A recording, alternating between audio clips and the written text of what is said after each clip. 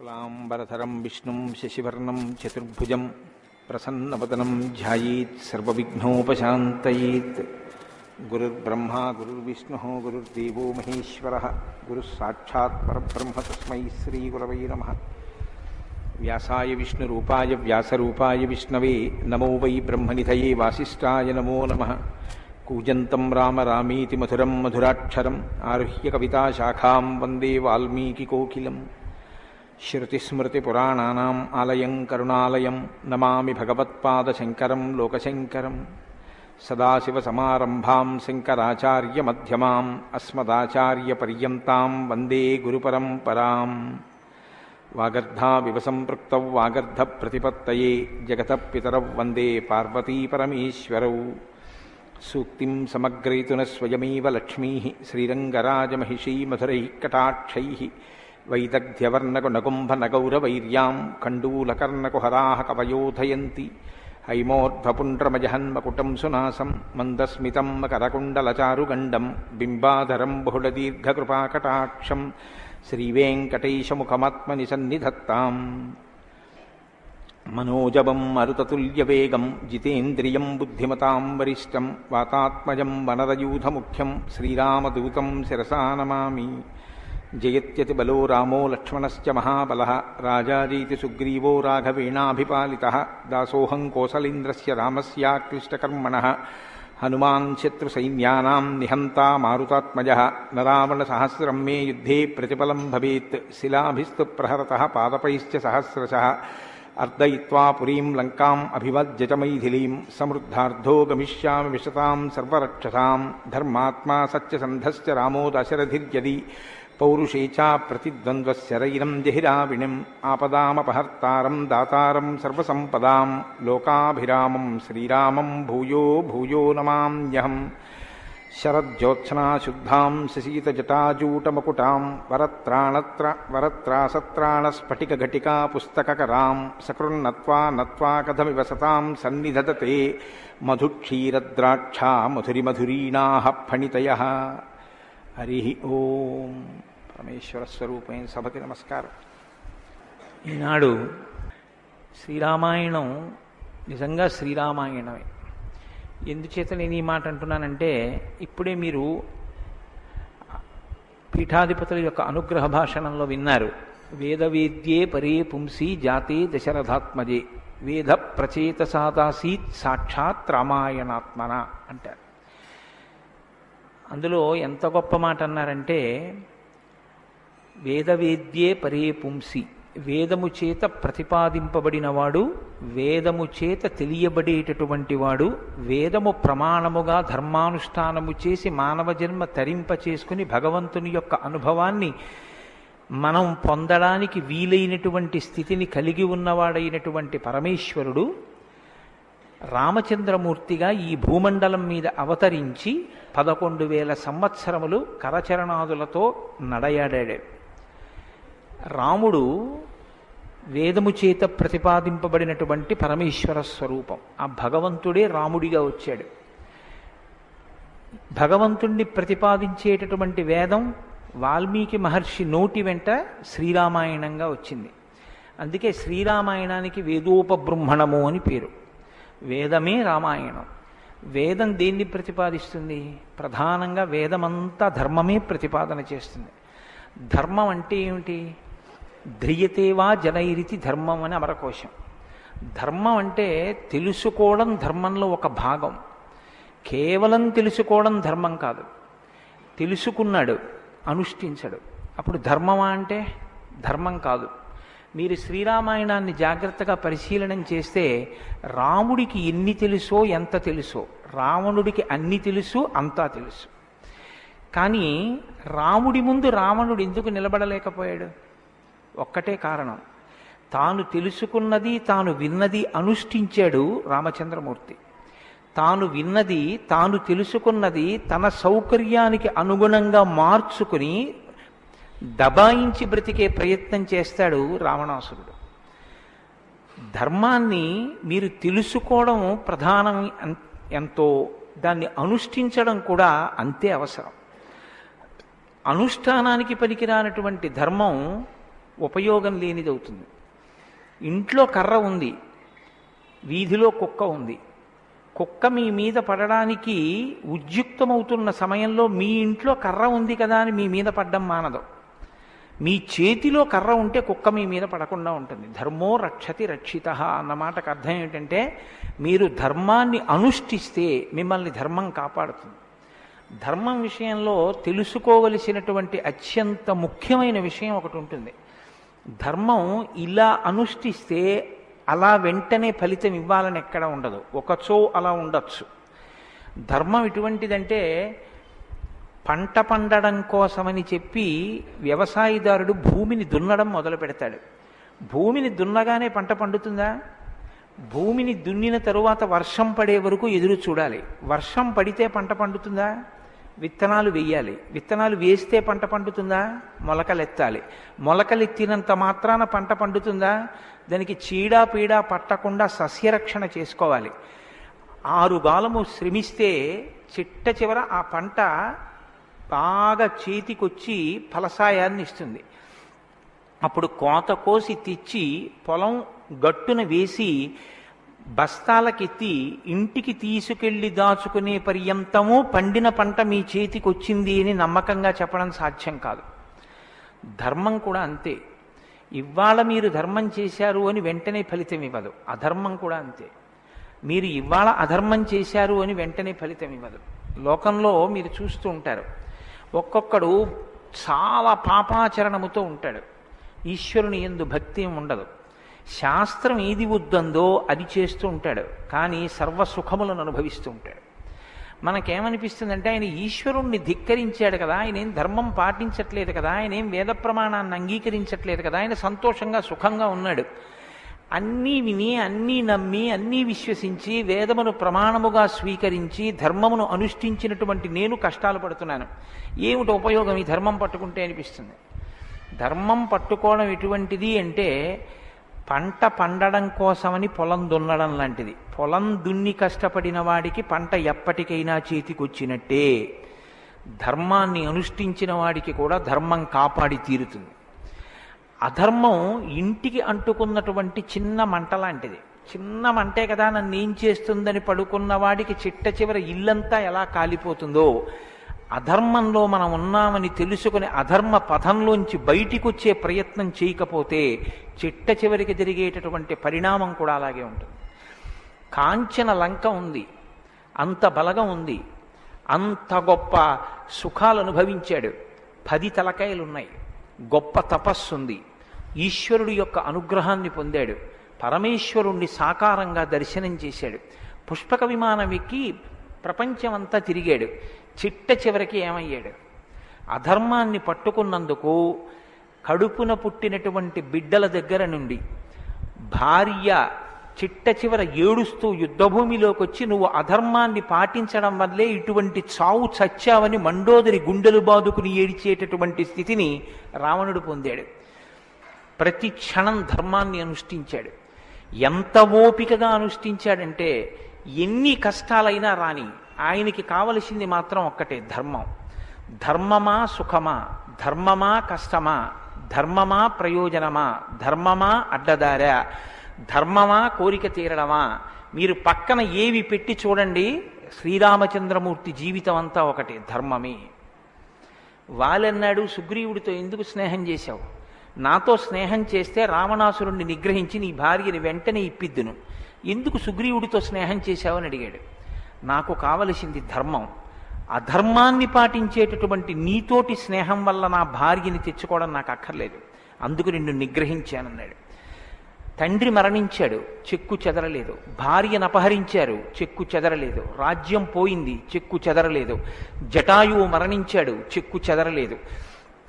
ఇలా కాదన్నయ్య, ఈ మార్గాన్ని విడిచిపెట్టి ఇలా వెళ్ళన్నాడు తోడ పుట్టినటువంటి లక్ష్మణమూర్తి. నాకొద్దన్నాడు. కన్న తల్లి కౌసల్య అంది, నీ తండ్రి ఇటువంటి దురాత్ముడు కాబట్టి నన్ను కూడా నీతో తీసుకెళ్ళండి. వద్దమ్మా, ధర్మం ప్రధానం అన్నాడు. ఎన్ని పర్యాయాలు ఆయన మాట్లాడితే ధర్మం ధర్మం ధర్మం. అయితే ఇక్కడ మీరు ఒక మాట గమనించవలసి ఉంటుంది. ధర్మం అంటే ఏది ధర్మం? కోటేశ్వరరావు గారు చెప్తే ధర్మం అవుతుందా? లేకపోతే ఎవరో నేను ఇది చెప్తానండి ఇది ధర్మం అంటే అవుతుందా? మనం చెప్తే ధర్మం అవదు, వేదం చెప్తే ధర్మం అవుతుంది. వేదం ఏది చెప్పిందో అది ధర్మం. వేదమునకు వ్యతిరేకముగా చెప్పనటువంటి స్మృతి చెప్పినది ధర్మం. వేదమునకు వ్యతిరేకంగా చెప్పని స్మృతి చెప్పిన మాట పాటించిన వాడిది ధర్మం. ఆ ధర్మం ఎవడు పట్టుకుంటాడో వాడే శ్రీరాముడు. ఆ ధర్మాన్ని ఎవడు పట్టుకుంటాడో వాడు అంతిమంగా పొందేది ఏదంటే విజయమే. 11,000 సంవత్సరములు ఈ భూమండలాన్ని పరిపాలించినటువంటి రామచంద్రమూర్తి పడనటువంటి కష్టం లేదు. ఇన్ని కష్టాలు పడుతున్నా ఆయన ఇతరులకు సుఖాన్ని ఇచ్చాడు, ఇతరులకు ఆనందం ఇచ్చాడు, ఇతరులకు సంతోషం ఇచ్చాడు తప్ప నేనింత కష్టంలో ఉన్నాను మీరెందుకు నవ్వాలని ఆయన ఎన్నడూ అడగలేదు. అందుకే రాముడు యోగి అన్నారు పెద్దలు. యోగి అంటే పైన ఎన్ని కష్టాలైనా రావచ్చు, కానీ లోపల మాత్రం తాను నిర్వికారంగా ఉంటాడు. అందుకే పుట్టినది కూడా నవమి తిథి నాడు పుట్టాడు మహానుభావుడు. 9 అంకెకున్న గొప్పతనం చూడండి. మీరు ఎంత పెట్టి 9ని హెచ్చవేయండి మళ్ళీ 9గా మారుతూ ఉంటుంది.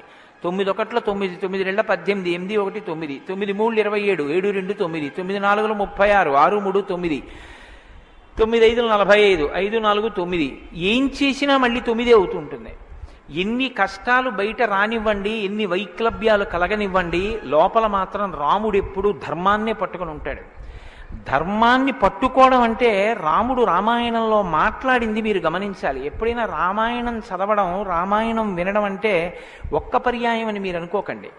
రామాయణాన్ని బహుకోణాలలో చదవండి. రాముడు మాట్లాడితే అని రామాయణం చదవండి ఒకసారి.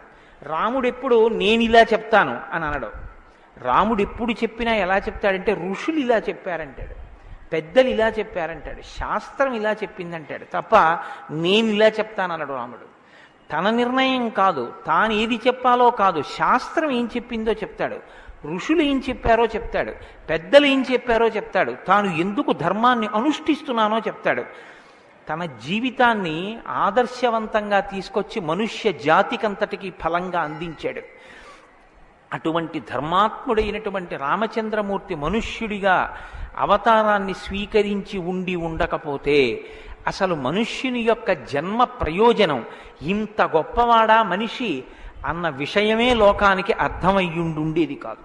ఎందుకంటే మీరు ఒక విషయాన్ని జాగ్రత్తగా గమనించండి. రామావతార స్వీకారానికి ముందరే రామనామం లోకంలో ఉంది. రామావతారానికి ముందు రామనామం లేకపోతే వాల్మీకి మహర్షికి రామనామాన్ని ఎలాగా ఉపదేశం చేశారు ఋషులు? ఆయనకి ఉపదేశం చేసిన తరువాత కదా రామచంద్రమూర్తి అవతారం వచ్చింది. ఆయన వాల్మీకిగా మారిన తరువాత కదా రాముడు పుట్టింది. కాబట్టి రామ అన్న నామం సాక్షాత్తు ఈశ్వరుడు యొక్క నామం.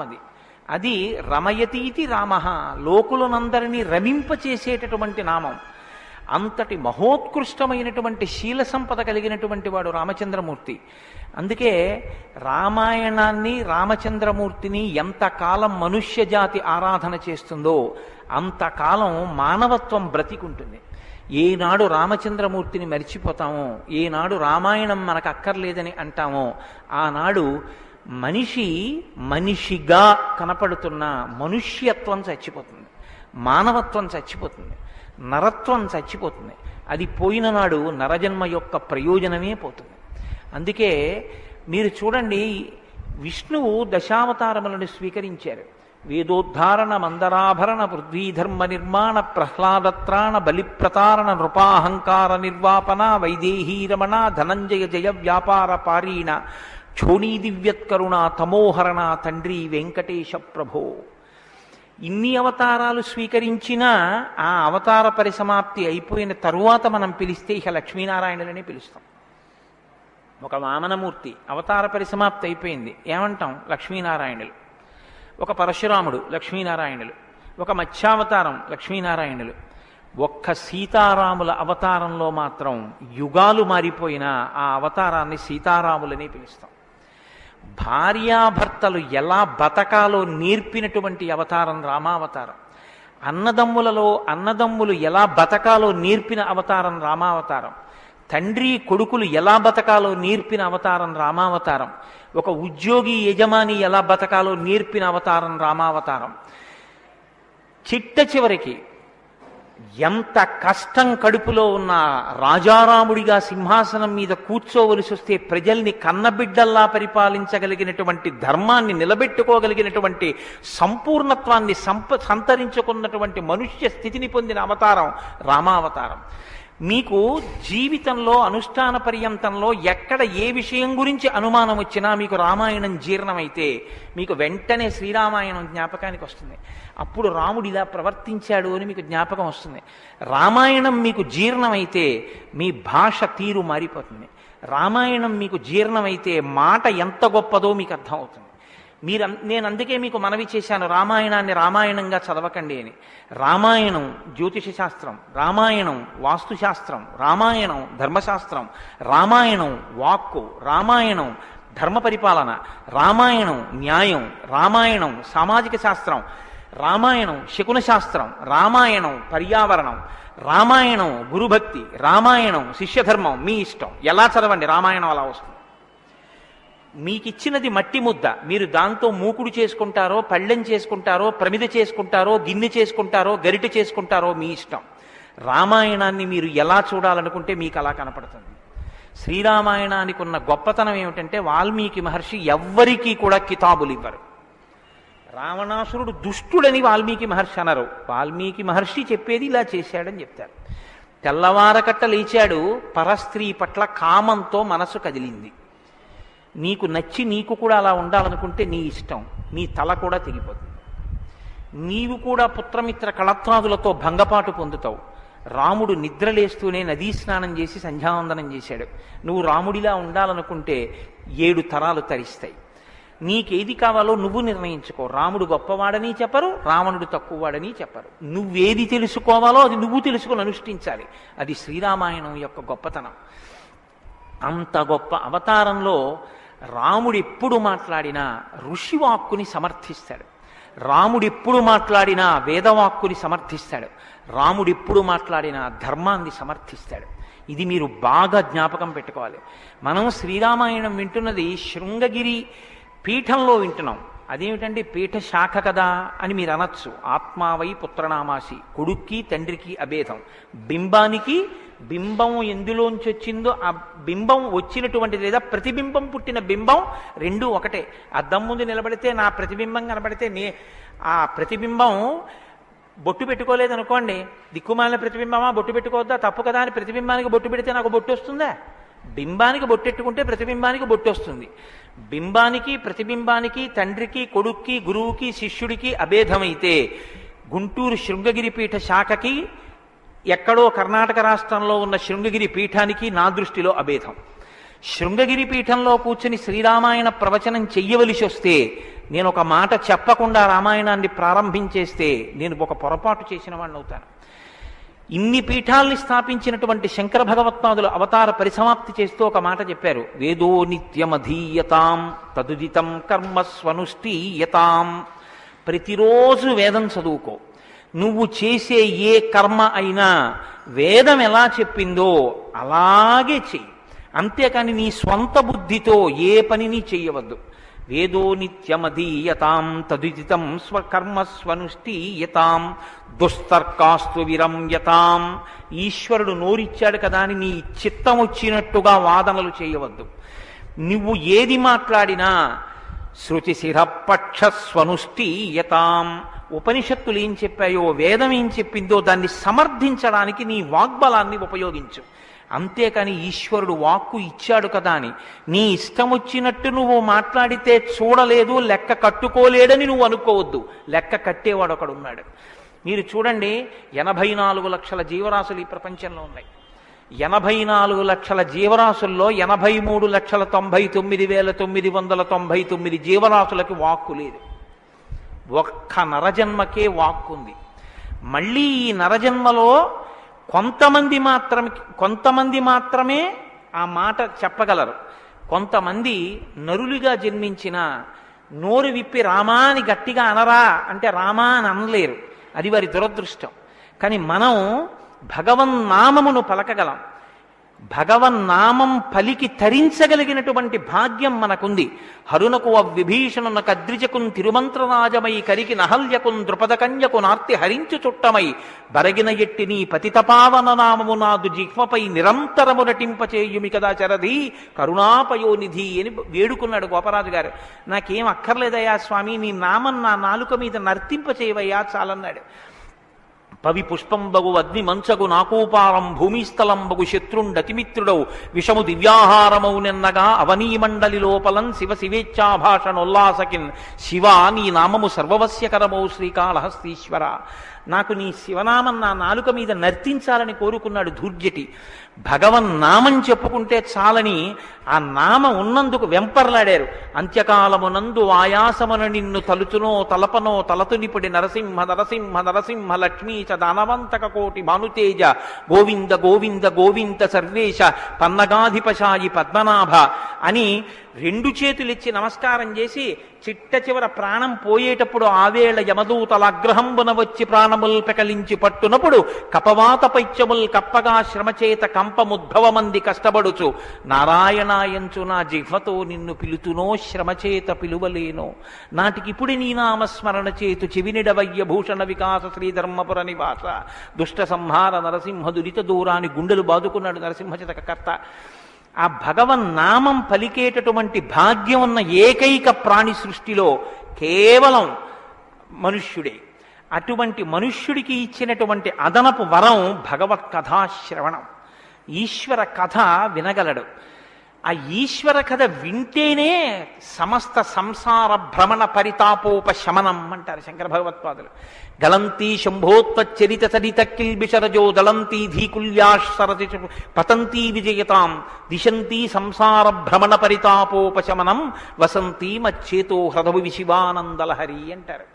సంసార భ్రమణ పరితాపోపశమన కారణమైనటువంటి భగవంతుని యొక్క కథాశ్రవణము చేసి నోటితో జుర్రుకున్నటువంటి పదార్థాలు సప్త ధాతువులతో నిర్మింపబడిన ఈ దేహాన్ని పోషిస్తే భగవంతుని యొక్క కథని చెవులతో జుర్రుకున్నటువంటి వాడు మళ్ళీ పుట్టవలసిన అవసరం లేకుండా పునరపి జననం పునరపి మరణం పునరపి జనని జఠరే చయనం ఇహ సంసారే బహుదుస్తారే కృపయాపారే పాహి మురారే అని ఆ భగవన్నామామృతాన్ని చెవులలోంచి లోపలికి జుర్రుకున్నటువంటి వాడు పునరావృత్తి రహిత శాశ్వత శివ సాయుధ్య స్థితిని పొందగలుగుతున్నాడు. ఇటువంటి భాగ్యం కలిగినటువంటి ప్రాణి మనుష్యుడు. ఆ మనుష్యుని యొక్క జీవితం ఎంత గొప్పదో, అసలు నరుడంతే ఎంత గొప్పవాడో నిరూపించినటువంటి అవతారం రామావతారం. నరుడిగా జన్మించి రామ కథ వినకపోతే, రాముని యొక్క గొప్పతనాన్ని వినకపోతే, రాముడు మనకి చేసిన మహోపకారం ఏమిటో తెలుసుకుని కృతజ్ఞతలు ఆవిష్కరించకపోతే అంతకన్నా కృతజ్ఞుడు వేరొకడు ఉండడు. నేను ఈ మాట ఎందుకు అంటున్నానో తెలుసా అండి? రావణాసురుడు వరాలు కోరుకున్నాడు బ్రహ్మగారిని. అందరినీ అడిగాడు, ఒక్క నరవానరులను వదిలిపెట్టాడు. ఎందుకు వదిలిపెట్టావని బ్రహ్మగారు అడగలేదు, తానే చెప్పుకున్నాడు. ఇంతమంది గురించి అడిగాను, నరవానరముల గురించి నాకు లెక్క ఏమిటి, వాళ్ళు లెక్కలోకి వస్తారా, నేను అసలు వాళ్ళ పేరు ఎత్తనన్నాడు. అంటే నరుడికి ఉన్నటువంటి విలువ ఏ పాటిదో మీరు అర్థం చేసుకోండి. రావణాసురుడున్న కాలంలోనేగా రాముడున్నాడు. రావణాసురుడి కాలం నాటికి నరుడికి ఉన్న విలువ, నరుడికి ఉన్న గౌరవం అంత గొప్పవి. ఆయన రాక్షసుడండి, ఏదైనా మాట్లాడతాడు, మీరెందుకు గుండెలు బాదుకుంటారు అనొచ్చు. జనక మహారాజు మహాజ్ఞానిగా, అంతటి మహాజ్ఞాని అయినటువంటి జనకుడు ఎదర వస్తోందిగా సీతారామ కళ్యాణం. అంతటి వాడు ఆయన అన్నాడు, మనుష్యుడు రాముడు, ఆయనే విత్తుతాడు శివధనస్సు అన్నాడు. మనుష్య జన్మ అంటే అంత చులకనగా చూడబడినటువంటి రోజుల్లో నరుడంటే ఎంత గొప్పవాడో నిరూపించి చూపించాడు. అందుకే ఆయన అవతార పరిసమాప్తి చెయ్యాలి అంటే రావణ సంహారం చేసేసి అవతార పరిసమాప్తి చేసి ఇచ్చు. కానీ ఆయన అలా చేయలేదు, ప్రతిజ్ఞ చేశారు. దశవర్ష సహస్రాన్ని దశవర్ష శతానిచ, నేను 11,000 సంవత్సరములు ఈ భూమండలం మీద నడుస్తానన్నారు. దేని కొరకు అంటే 11,000 సంవత్సరములు నేను ఈ భూమి మీద ఉండి భార్యాసహితుడనై బిడ్డల్ని కని ధర్మాన్ని అనుష్ఠించి ఒక నరుడు ధర్మాన్ని పట్టుకుంటే ఎంత గొప్పవాడు కాగలడో నిరూపిస్తానన్నాడు రాముడు. అటువంటి నరుడి కథ అయినటువంటి రామకథ వినకపోతే, రాముడికి కృతజ్ఞతలు ఆవిష్కరించకపోతే, మనసార రామనామం చెప్పకపోతే, రామచంద్రమూర్తికి నమస్కరించకపోతే ఆ జన్మ వృధా అయిపోయినటువంటి జన్మ. అంతటి మహాత్ముడు రామచంద్రమూర్తి. కాబట్టి వేదవేద్యే పరే పుంసీ జాతే దశరథాత్మజే వేద ప్రచేతసాదాసీత్ సాక్షాత్ రామాయణాత్మన. వేదము వేదోపబృంహణమై రామకథగా భూలోకంలో వచ్చింది. ఆ వేదము ఈశ్వరుని యొక్క శ్వాస. ఈ వేదము వాల్మీకి గిరి సంభూత. వాల్మీకి అనబడేటటువంటి పర్వతంలోంచి పుట్టినటువంటి ఒక జీవనది. వేదము మనం వెళ్ళి స్నానం చెయ్యాలి, మనం వెళ్ళి దర్శనం చెయ్యాలి. రామాయణము ప్రవహించి ఇంటింటి ముందు నుంచి వెళ్ళిపోయినటువంటి గంగ లాంటిది. దక్షిణామూర్తి వేదం, శంకరాచార్యుల వారు రామాయణం. దక్షిణామూర్తి ఎక్కడో ఒక్క చోట కూర్చుని ఉంటారు. సనక సనందనాథులు కూడా ఆయన కూర్చున్న చోటికే వెళ్ళి నమస్కారం చేసి జ్ఞానోపలబ్ధి పొందాలి.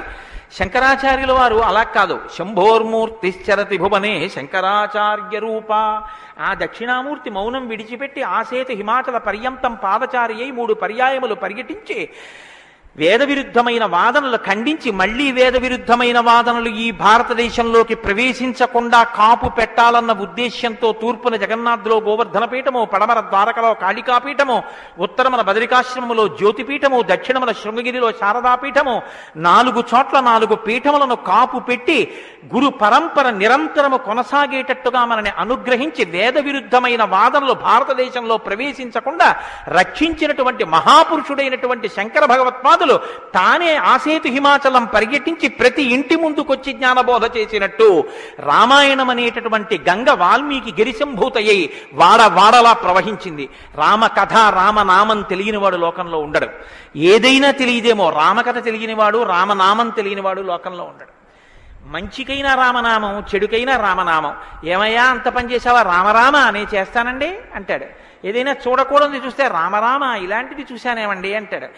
ఏదైనా మంచి జరిగితే రామరామ ఎంత మంచి మాట విన్నాను ఇవ్వాలంటాడు. భారతీయ సంస్కృతిలో రామనామం మమేకమైపోయింది.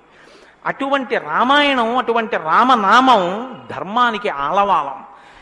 ధర్మాన్ని వ్యతిరేకించడం కన్నా ఘోరమైన పాపం లోకంలో ఇంకోటి ఉండదు. ఇవాల్టి రోజున రామాయణం యొక్క ఆవశ్యకత మరీ ఎక్కువ. ఎందుచేతనో తెలుసా అండి? ఒకానొకప్పుడు ధర్మానికి వ్యతిరేకంగా మాట్లాడితేనే చాలా దోషం. అటువంటిది ఇవాళ ఏ స్థితి వచ్చేసిందంటే, ధర్మాన్ని ధర్మము అని పేరు పెట్టి వ్యతిరేకంగా మాట్లాడితే బాగుండదని ధర్మానికి ఇంకొక పేరు పెట్టి వ్యతిరేకంగా మాట్లాడే రోజులు వచ్చాయి. ఒకడు ఆవుని చంపేయాలనుకున్నాడు. ఆవుని చంపేయండి అంటే మిగిలిన వాళ్ళు బుద్ధి ఉందా లేదా అంటారు. అందుకని ఆవుని ఇంకొక క్రూర మృగం పేరు పెట్టి పిలిచి చంపేయమన్నాడు వాడు. ఎంత గడుసరితనం చూడండి. ఈ పులిని చంపేయండి అన్నాడు. పులిని చంపేయండి అంటే చూడని వాడు ఏమనుకుంటాడు? పులిని చంపేస్తే తప్పేమిటి, వచ్చి ఊళ్ళ మీద పడిపోతుంది అనుకుంటాడు. అది పావుని చంపేయండి అన్నాడు. విన్నవాడు పావు అనుకున్నాడు, కనదు ఆవు. ఆవుని చూపించి పావుని చంపేయండి అన్నాడు. వాడికి తెలియదా ఇది ఆవు అని? తెలుసు. మరి ఆవుని చంపేయండి అని ఎందుకంటావు అంటే, ఆవుని చంపేయండి అంటే ఆవుని చంపడం ఏమిట్రా అంటారని పావుని చంపేయండి అన్నాడు తెలిసి. ధర్మాన్ని ఆచరించకండి అంటే జనం తిరగబడతారని మూఢ విశ్వాసాల జోలికి వెళ్ళకండి అంటున్నారు. పేరు మార్చారు, కానీ వ్యవస్థని ధర్మానికి దూరం చేస్తున్నారు. ఆ స్థితి నుంచి మనం రక్షింపబడాలంటే మనకున్న ఆధారం ఒక్కటే, శ్రీరామాయణాన్ని వినాలి, శ్రీరామాయణాన్ని బాగా తెలుసుకోవాలి, శ్రీరామాయణాన్ని తరచి తరచి గమనించాలి. రామాయణం మనకి తెలుసున్న రామకథే కదా అనుకోకండి. నేను మీకు యథార్థం మనవి చేస్తున్నాను. మీరు రామాయణాన్ని ఎన్ని మాటలు చదవండి, ఎన్ని మాటలు వినండి, మీకు రామాయణం కొత్త కోణంలో ప్రకాశిస్తుంది, రామాయణం కొత్త కోణంలో భాషిస్తుంది. అంత గొప్ప రామాయణం. సరే, నువ్వు చెప్పేది రామాయణం కదా, రామాయణం గురించి ఎందుకు అంతసేపు చెప్తావు? మేము ఎదుర వింటాం కదా రామాయణం. అసలు నువ్వు రామాయణం ప్రారంభం చెయ్యి అని మీరు అంటారు, నాకు తెలుసు. శ్రీరామాయణ ప్రారంభం ఎక్కడ జరిగింది అంటే, తపస్వాధ్యాయ నిరతం తపస్వీ వాగ్విదాం వరం నారదం పరిపప్రచ్చర్ వాల్మీకి మునిపుంగవం అన్నారు. అంటే ఒకానొకనాడు వాల్మీకి మహర్షి తన ఆశ్రమంలో ఉన్నారు. నారద మహర్షి వచ్చారు. నారద మహర్షి వస్తే వచ్చిన నారద మహర్షి ఎటువంటి వారో చెప్తున్నారు. మొదట ఏదో నారదుడు వచ్చారు, వాల్మీకి అడిగారు, అది కాదు ఆ శ్లోకం. మీరు ఆ శ్లోకాన్ని చాలా జాగ్రత్తగా గమనించాలి. ఎటువంటి నారదుడు ఎటువంటి వాల్మీకి మహర్షి ఆశ్రమానికి వచ్చారట? తపస్వాధ్యాయ నిరతం తపస్వి వాగ్విదాం వరం నారదం పరిపప్రచ్చర్ వాల్మీకిర్ మునిపుంగవం. ఈ శ్లోకం నేను చెప్పే ముందు మీతో ఒక మాట నేను మనవి చెయ్యాలి. వాల్మీకి మహర్షి ఆశ్రమానికి నారదుడు వచ్చి సంక్షేప రామాయణం చెప్పిన తరువాత కదా రామాయణం ప్రచారంలోకి వచ్చింది. వాల్మీకి మహర్షి ఆశ్రమానికి నారద మహర్షి వచ్చిన తరువాత రామాయణాన్ని ఎవరికి నేర్పారు? ఆయన రచన చేసి మొట్టమొదట ఎవరికి నేర్పి ఉండాలి? ప్రవాహము అంటే ఎవరి ద్వారానో వెళ్ళాలి కదా. అది మొట్టమొదట లోకంలో దాన్ని ప్రచారం ఎవరితో ప్రారంభమైంది? వాల్మీకి రామాయణ రచన చేసి ఎవరికి నేర్పారు? వాల్మీకి రామాయణ రచన చెయ్యగానే నేర్పిన మొట్టమొదటి శిష్యులు లవకుశులు. లవకుశులకి మొట్టమొదట రామాయణం నేర్పుంటే సీతమ్మ వాల్మీకి ఆశ్రమంలో ఉందా లేదా? ఉంది. వాల్మీకి ఆశ్రమంలోకి సీతమ్మ వచ్చి లవకుశులు పెద్దవాళ్ళై గురువుగారి దగ్గర శ్రీరామాయణాన్ని ఉపదేశం పొందడానికి యోగ్యమైనంత వయస్సు వచ్చేసిన తరువాత నారద మహర్షి వచ్చారు. వచ్చి సంక్షేప రామాయణం చెప్పారు. అప్పటి వరకు రామాయణం లేదు లోకంలో, అంతే. ఇంకా తర్వాత కదా వాల్మీకి రచించారు సంక్షేప రామాయణం విన్నాక. కాబట్టి ఇప్పుడు రామాయణ కథ ఏ స్థాయిలో ఉంది, ఏ స్థితి దగ్గర ఉంది? రామాయణ రచన మొదలయ్యేప్పటికే రామాయణం పూర్తయిపోయే స్థితిలో ఉంది. రామాయణం పూర్తయిపోయే స్థితిలో రామాయణ రచన ప్రారంభమైంది. ఇది మీరు గమనించాలి. రామచంద్రమూర్తి పుట్టక ముందు రామాయణాన్ని రచించలేదు వాల్మీకి. రామచంద్రమూర్తి పట్టాభిషేకాత్ పూర్వం రామాయణ రచన జరగలేదు. రామాయణ రచన ఎప్పుడు జరిగినట్టు? రామచంద్రమూర్తి పట్టాభిషేకం చేసుకుని సీతమ్మ తల్లిని అడవులలో విడిచిపెట్టి అడవులలో ఉన్న సీతమ్మని వాల్మీకి మహర్షి తన కుటీరానికి తీసుకెళ్లి లవకుశులు జన్మించి వాళ్ళు పెరిగి పెద్దవాళ్ళై యోగ్యులై విద్యాభ్యాసం చేసి సంగీత విద్యలో మంచి నిష్ణాతులై వాల్మీకి మహర్షి రచించిన రామాయణాన్ని బోధ చేస్తే నేర్చుకుని లోకంలో ప్రచారం చెయ్యగలిగినంత వయస్సు వాళ్ళు వచ్చిన తరువాత నారద మహర్షి వచ్చారు అక్కడికి. అలా ఎందుకు జరగాలి అంటే, వచ్చినటువంటి మహానుభావుడు రామచంద్రమూర్తిగా వచ్చాడు. మనుష్యుడిగా నడిచి చూపించేశాడు. అప్పటికే 11,000 సంవత్సరాలు ఇంచుమించు పూర్తయిపోతున్నాయి. జరిగిన కథ జరిగిపోయింది. జరిగిన కథ జరిగిపోయిన తర్వాత ఇప్పుడు వచ్చాడు నారదుడు. ఇప్పుడు జరిగిపోయిన కథలో అడుగు తీసి అడుగు వేస్తే ధర్మం. రామాయణంలో అడుగు తీసి అడుగేస్తే ఎంత కథ చెప్పాలండి నారదుడు వాల్మీకి మహర్షికి? రాముడు పుట్టుక ముందు దగ్గర నుంచి చాలా కష్టపడి రాముడు ఇలా మాట్లాడాడు, రాముడు అలా మాట్లాడాడు, సీతమ్మ రాముడి దగ్గరికి ఇలా వెళ్ళింది, దశరథ మహారాజు గారి దగ్గరికి రాముడు ఇలా వెళ్ళాడు, రాముడు కౌసల్య దగ్గరికి ఇలా వెళ్ళాడు, రాముడితో ఇలా మాట్లాడాడు, ఇవన్నీ నారదుడు చెప్పాలి. నారదుడు ఎలా చెప్పగలడు? చెప్పగలడు. సర్వజ్ఞుడు, మహానుభావుడు, గురుస్వరూపం కాబట్టి చెప్పగలడు. కానీ అలా చెప్తూ వెడితే రామాయణం ఎవరు చెప్పినట్టు అవుతుంది? నారదుడు చెప్పింది వాల్మీకి రాసింది అవుతుంది. మరి వాల్మీకి రామాయణ రచన చేశారని మనం ఎలా చెప్తున్నాం? ఒకటే కారణం, సంక్షేప రామాయణమే నారదుడు చెప్పాడు. కేవలం ఒక 100 శ్లోకాల దగ్గరలో రామకథని ఒక్కసారి అలా చిన్న మాల కింద అల్లి చెప్పి వెళ్ళిపోయాడంతే. మిగిలిన రామకథ రాముడు ఎలా కదిలాడో, ఎలా అడుగేశాడో, ఎలా నడిచాడో, ఎలా మాట్లాడాడో ఇవన్నీ వాల్మీకి మహర్షికి కనపడ్డాయి. ఎప్పుడు? అయిపోయాక కదండి. రాముడు పుట్టేశాక, రాముడు మాట్లాడాక, రాముడి పెళ్ళైపోయాక, రాముడు యుద్ధం చేశాక, రాముడు అప్పుడు సీతమ్మతో అంతఃపురంలో ఇలా మాట్లాడాడని వాల్మీకి తెలిసింది. ఎలా తెలిసింది? 2 కారణాలతో తెలియాలి. రాముడు చెప్పాలి, 2 వాల్మీకి ఊహ చెయ్యాలి. రాముడు చెప్తే అన్నీ అలా ఏకాంతంలో తాను సీతమ్మతో మాట్లాడినవి కూడా చెప్తాడా? మర్యాదా పురుషోత్తముడైన వాడు. 2 ఊహ చేస్తే ఊహ నిజం కావాలని ఎక్కడుంది? అప్పుడు రామాయణం మీరు వేదోపబ్రహ్మణంగా ప్రమాణంగా ఎలా స్వీకరించి చెప్పుకుంటున్నారు ఇవాళకి? కాబట్టి ఆ రెండిటికి మధ్యలో ఏదో ఉండాలి మీరు నమ్మాలంటే కదా. ఇప్పుడు చెప్పండి, రామాయణం ఓ కొత్త కోణంలో మీరు వినవలసిన అవసరం ఉందా లేదా ప్రారంభంలోనే? కాబట్టి నారదుడు వచ్చాడు, వాల్మీకి చెప్పాడు, అంతే. వినకండి. ఎటువంటి నారదుడు వచ్చాడు, ఎటువంటి వాల్మీకి చెప్తున్నాడు, అసలు ఏ స్థితిలో ఉన్నారు ఇప్పుడు వాల్మీకి మహర్షి అంటే, సీతమ్మ తల్లి ఆయన ఆశ్రమంలో ఉంది. సీతమ్మ తల్లి ఊరట పొందడానికి కావలసిన వాతావరణం ఆశ్రమంలో ఉంది. ఆయన నిరంతరము కూడా తపస్వి అయి ఉన్నారు. తపస్వి అంటే కృచ్ఛచాంద్రాయణాది వ్రతములు చేసేటటువంటి వాడు. అంటే శుక్లపక్షంలో తిథులు పెరుగుతున్నప్పుడు ఒక్కొక్క ముద్ద పెంచుకుంటూ వెడతారు. పౌర్ణమికి పూర్తిగా భోజనం చేస్తారు. బహుళపక్షంలో ఒక్కొక్క ముద్ద తగ్గిస్తూ అమావాస్య వచ్చేటప్పటికి పూర్ణంగా ఆహారం విడిచిపెట్టేస్తారు.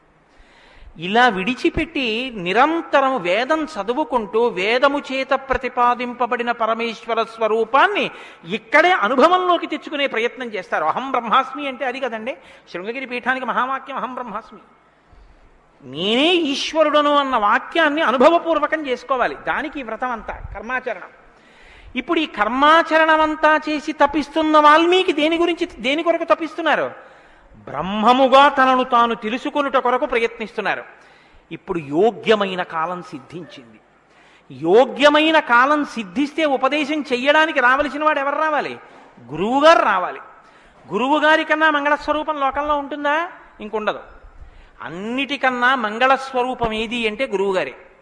గురువుగారి కన్నా గొప్పవాడు, గురువుగారి కన్నా అధికుడు లోకంలో ఉండడు. నగురోరధికం నగురోరధికం నగురోరధికం ఇది శివశాసనత.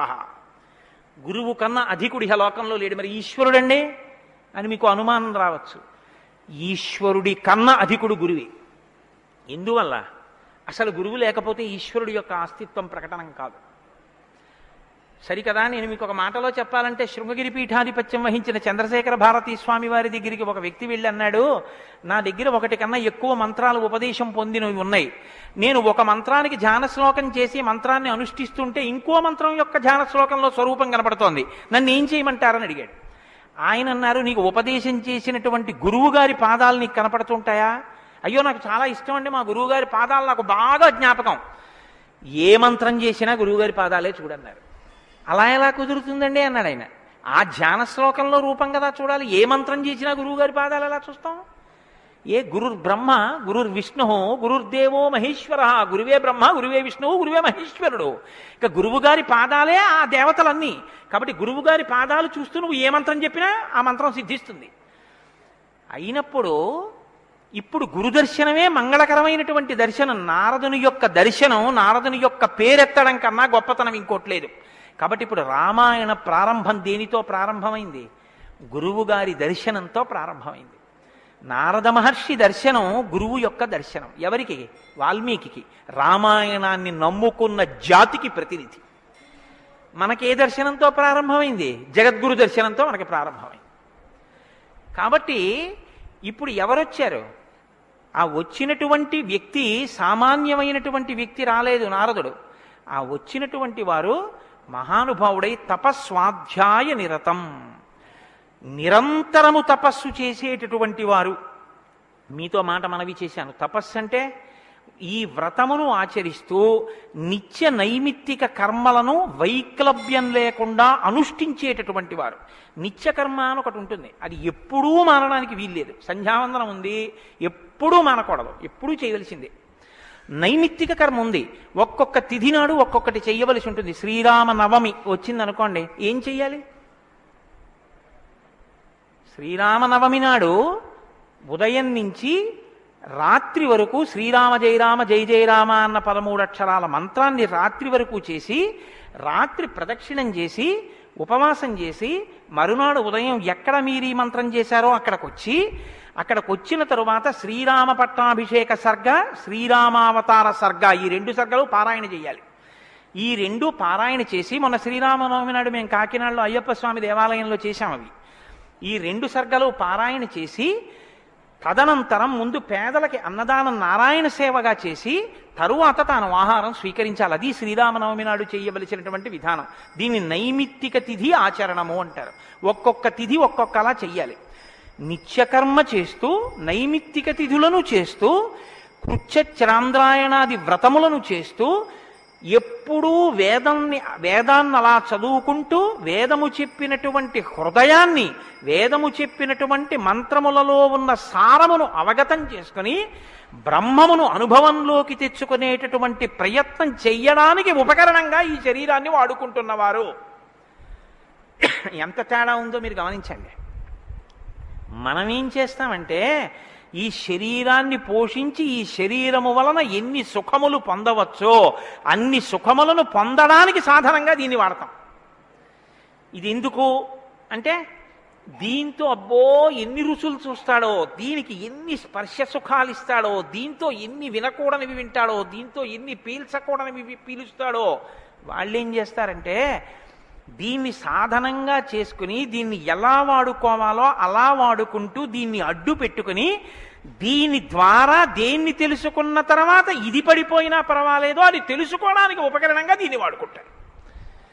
ఏమిటో నువ్వు అలా అన్నావు కానీ ఆ మాట ఏం స్పష్టంగా లేదని మీరు అంటారు, నాకు తెలుసు. భగవాన్ రమణుల మాటల్లో చెప్తే మీకు స్పష్టంగా అర్థమవుతుంది. ఇప్పుడు నేను అన్న మాటకి తెలుసుకోవలసినది తెలుసుకునేంత వరకు దీన్ని ఉపకరణంగా వాడుకోవడం అంటే ఏమిటని అడిగారు రమణ మహర్షిని. ఆయన అన్నారు, భోజనం చేశాక విస్తర అవతల పారేయడం. విస్తరని ఏం చేస్తారండి? బాదమాకులు తెచ్చి చీపురు పుల్లలు తెచ్చి సన్నగా చీల్చి ముక్కలు చేసి అన్నం తినేటప్పుడు ఊడిపోయి అన్నంలో కలిసిపోకుండా జాగ్రత్తగా కుట్టి ఆకు తెచ్చి వేసుకుని నీళ్లు జల్లి తుడిచి పదార్థాలు వేసుకుని అన్నమంతా తిని ఉత్తరాపోసనం పట్టిన తర్వాత అప్పుడు తీసుకెళ్లి ఆకు మీదలో పెంటకుప్ప మీద పారేస్తారు. అంతేగాని ఆకు పుట్టింది ఎందుకు అంటే ఆకు పుట్టింది ఎందుకు అంటే చివరి పెంటకుప్ప మీద పారేయడమేనండి, అందుకు పారేస్తాం అంటారా? దేనికి వాడుకోవాలో దానికి జాగ్రత్తగా వాడుకుని ఆ ప్రయోజనం అయిపోయిన తరువాత పెంటకుప్ప మీద విస్తరాకుని పడేసినట్టు దీన్ని సాధనంగా చేసుకుని దీనిలో ఉండి దీనితో తరించి దీనిలో ఉండి దీని వలన బ్రహ్మం అంటే ఏమిటో తెలుసుకుని అనుభవంలోకి వచ్చిన తర్వాత ఇది పడిపోతున్నా ఇది నేను కాదన్న సత్యం ఎరుకలోకి రావడం వల్ల దీని మీద భ్రాంతి లేకుండా ఇది పడిపోతున్నా సాక్షిగా చూసి ఇది పడిపోయిన తర్వాత తాను ఒకటి ఏది మారని సత్యమో సత్యంగా నిలబడిపోవడాన్ని నిత్య నైమిత్తిక కర్మాచరణ చేత తాను పొందవలసిన స్థితిని పొందగలిగినటువంటి తపస్వాధ్యాయ నిరతుడు అని పిలుస్తారు. ఇప్పుడు నారదుడు అది అంటే ఇప్పుడు ఆయన సద్గురువు మహానుభావుడై ఉన్నాడు. నారం దదాతి ఇది నారద, ఆయన జ్ఞానం ఇస్తాడు. కాబట్టి ఇప్పుడు తపస్వాధ్యాయ నిరతం అటువంటి వారు ఎక్కడికి వచ్చారు? వాగ్విదాం వరం. ఆయన ఎటువంటి వాడు? వాగ్విద. వాక్ అంటే వేదం, వాక్ అంటే బ్రహ్మం, విదుడు అంటే తెలుసుకున్నవాడు. విద్ అన్న ధాతువులోంచే వేదము అన్న మాట వచ్చింది. ఏది తెలుసుకున్న తర్వాత ఇంకొకటి తెలుసుకోక్కర్లేదో అది వేదం. ఇప్పుడు తెలుసుకోవడం ఒకెత్తు, తెలుసుకున్న దాన్ని అర్థమయ్యేటట్టు చెప్పగలిగిన ప్రజ్ఞ ఒకెత్తు. ఒక ఆయన తెలుసుకున్నాడు కానీ ఆయన చెప్పలేడు, ఆయన చెప్తే అయోమయంగా ఉంటుంది. ఒక ఆయన స్పష్టంగా చెప్పగలడు, తాను అనుభవించాడు, అనుభవించిన దాని వైపుకి మిమ్మల్ని తిప్పగలడు, ఈ ప్రజ్ఞ ఉన్నవాడు. కాబట్టి వాగ్విదాం వరహ, బ్రహ్మమును బాగా తెలుసుకున్న వాళ్ళల్లో శ్రేష్ఠుడైన వాడు తాను తెలుసుకుని శిష్యుల్ని ఉద్ధరించడం కోసం కిందికి దిగొచ్చి మాట్లాడగలిగినటువంటి ప్రజ్ఞ కలిగిన వాడు. ఇటువంటి వాగ్విదాంవరం నారదం. అటువంటి నారదుణ్ణి ఎవరు ప్రశ్నించారు? ఇప్పుడు అడిగినవాడు వాల్మీకి మహర్షి. ఆయన ఎటువంటి వారు? తపస్వి, తపస్సు చేస్తున్నవారు. తపస్సు అంటే నేను మీకు ఇందాక చెప్పాను, బ్రహ్మమును తెలుసుకోవాలని తాపత్రయంతో ఉన్నటువంటి వారు, భావన వ్యగ్రతతో ఉన్నవారు. ఈయన నారదుణ్ణి అడిగారు. ఏమని అడిగారు? అయ్యా మీరు వచ్చారు, చాలా సంతోషం అండి, నాకు ఏ ఆపదలు రాకుండా మా అబ్బాయికి ఉద్యోగం వచ్చేటట్టు, నాకు సంతోషంగా ఉండేటట్టు, మా ఆశ్రమంలో ఆవులన్నీ ఎప్పుడు పాలిచ్చేట్టు చూడండి అని అడగలేదు ఆయన. ఆయన ఒక చిత్రమైన ప్రశ్న ఒకటి వేశాడు. అది లోకంలో సాధారణంగా ఎవ్వరూ అడగని ప్రశ్న. అందుకని రామాయణం పుట్టింది, లేకపోతే రామాయణం పుట్టే అవకాశం లేదు. మీరు ఒకటి బాగా జ్ఞాపకం పెట్టుకోండి, జ్ఞానం ఎక్కడి నుంచి పుడుతుంది అంటే ప్రశ్న చక్కగా వెయ్యగలిగినటువంటి శిష్య ప్రజ్ఞలోంచి పుడుతుంది. నేను నారదం పరిపప్రచ్ఛ, పరిప్రశ్న చేశారు. ప్రశ్న అంటే అడగడం అండి. నేను ప్రశ్న వేశానండి అంటే అర్థం ఏమిటి? నేను మిమ్మల్ని అడిగాను అని. పరిప్రశ్న అంటే ఇది బాగా అర్థం చేసుకోవాలి. నారదుణ్ణి పట్టుకుని ఏదో అడిగేస్తే ఆయన ఏం చెప్పడలాగా, పరిప్రశ్న చేస్తే చెప్పాడు ఆయన. పరిప్రశ్న అంటే, ప్రశ్న అంటే అడగడం, పరి అంటే పరి అన్న మాట ముందు కలిపారు మహర్షి. పరి అంటే బాగా జ్ఞాపకం పెట్టుకోండి. ఇప్పుడు నేను ఎవరిని అడుగుతున్నానో ఆ మహానుభావుడు నోరు విప్పి చెప్పినటువంటి మాట త్రికాలముల యందు సత్యమే. ఆయన చెప్పిన మాట మీద నాకు అవిశ్వాసం అన్న మాట ఉండక్కర్లేదు. ఆయన అన్నారు అంటే అది జరిగి తీరుతుంది అంతే. ఆయన చెప్పింది చేస్తే ఆ ఫలితం వస్తుందంతే. ఆయనటువంటి శక్తివంతుడు. ఈ నమ్మకం మీకు ఉండి అడగడం మొదలు పెడితే శ్రద్ధ, పరిప్రశ్నకి ముందేముంటుందో తెలుసా అండి? శ్రద్ధ ఉంటుంది. శ్రద్ధ లేకుండా వినయం ఎలా వస్తుందండి? మీరు నాకు చెప్పండి. ఇప్పుడు నేను ఒక ఆయన దగ్గరికి వెళ్ళి ఇలా అయ్యా నమస్కారం అండి అని ఇలా ప్రణిపాతం చేసి నేల మీద పడి ఎంతో ఇదిగా 2 చేతులు ఇలా చాపి అయ్యా మీరు నాకు దయచేసి అనుగ్రహించి ఇది చెప్పాలని ఎందుకు అడుగుతాను? ఆయన శక్తివంతుడని నేను నమ్మితేను. వీడి మొహం వీడికేం వచ్చు అనుకున్నాను అనుకో, నేను నీకేం తెలిసాడో అంటాం అంతే. పరిప్రశ్న చేస్తారేంటి? వినయం ఎప్పుడు ఉంటుంది? ఆయన శక్తివంతుడని తెలిస్తే వినయం ఉంటుంది. ఆయన శక్తివంతుడని మీరు నమ్మడాన్ని శాస్త్రంలో ఏమంటారో తెలుసా అండి? శ్రద్ధ అని పిలుస్తారు. శంకరాచార్యులు వారు భాష్యం చేస్తూ శ్రద్ధ అన్న మాట గురించి ఓ మాట చెప్పారు. శాస్త్రస్య గురువాక్యస్య సత్యబుద్ధ్యావధారణ సా శ్రద్ధా కదితా సిద్ధి యయా వస్తూపలభ్యతే. శ్రద్ధ అన్న మాటకు అర్థం ఏమిటంటే శాస్త్రము చెప్పినా గురువుగారు చెప్పినా అది పరమ సత్యము, ఇక దానికి తిరుగులేదు, అది కాని పాటిస్తే మనకి ఫలితము వచ్చి తీరుతుందని నమ్మడమే శ్రద్ధ అని పేరు. ఆ శ్రద్ధ ఎక్కడుందో దానిలోంచి వినయం వస్తుంది. అప్పుడు గురువుగారిని చూసి వంగి వంగి వంగి వంగి నమస్కరించి మాట్లాడతావు. ఎందుకు మాట్లాడాలి? ఆయన ఏం చేతకాకో మాట్లాడకపోతే ఆనందించలేని వాడో కాడు. ఆయన ఒక్కడు తనలో తాను ఆనందించగలడు. మరి ఇప్పుడు ఎందుకు మాట్లాడుతున్నాడు? నీ కొరకు మాట్లాడుతున్నాడు. ఆయన త్యాగం చేశాడు. ఆయన కంఠానికి శోష కలిగింది, అంటే బాధ కలిగింది. ఆయన ఊపిరికి ఘర్షణ కలిగింది. ఆయన శరీరానికి చెమట పట్టింది. దేని కొరకు? నీ కొరకు. ఆయన నీ కొరకు మాట్లాడుతున్నాడు. ఇది గుర్తిస్తే వినయం. ఈ త్యాగానికి నేనేమి ఇవ్వగలను ఆయనకి? ఈ కృతజ్ఞతాభావంతో నువ్వు నిలబడగలిగితే, అలా నువ్వు ప్రశ్నించగలిగితే పరిప్రశ్న అంటారు. ఇప్పుడు నారదం పరిపప్రచ్ఛ ఇలా ప్రశ్న వేశాడు తప్ప ఏదో ప్రశ్న వేస్తే రామాయణం వచ్చిందని మీరు అనుకోకండి. పరిప్రశ్న చేస్తే రామాయణం వచ్చింది.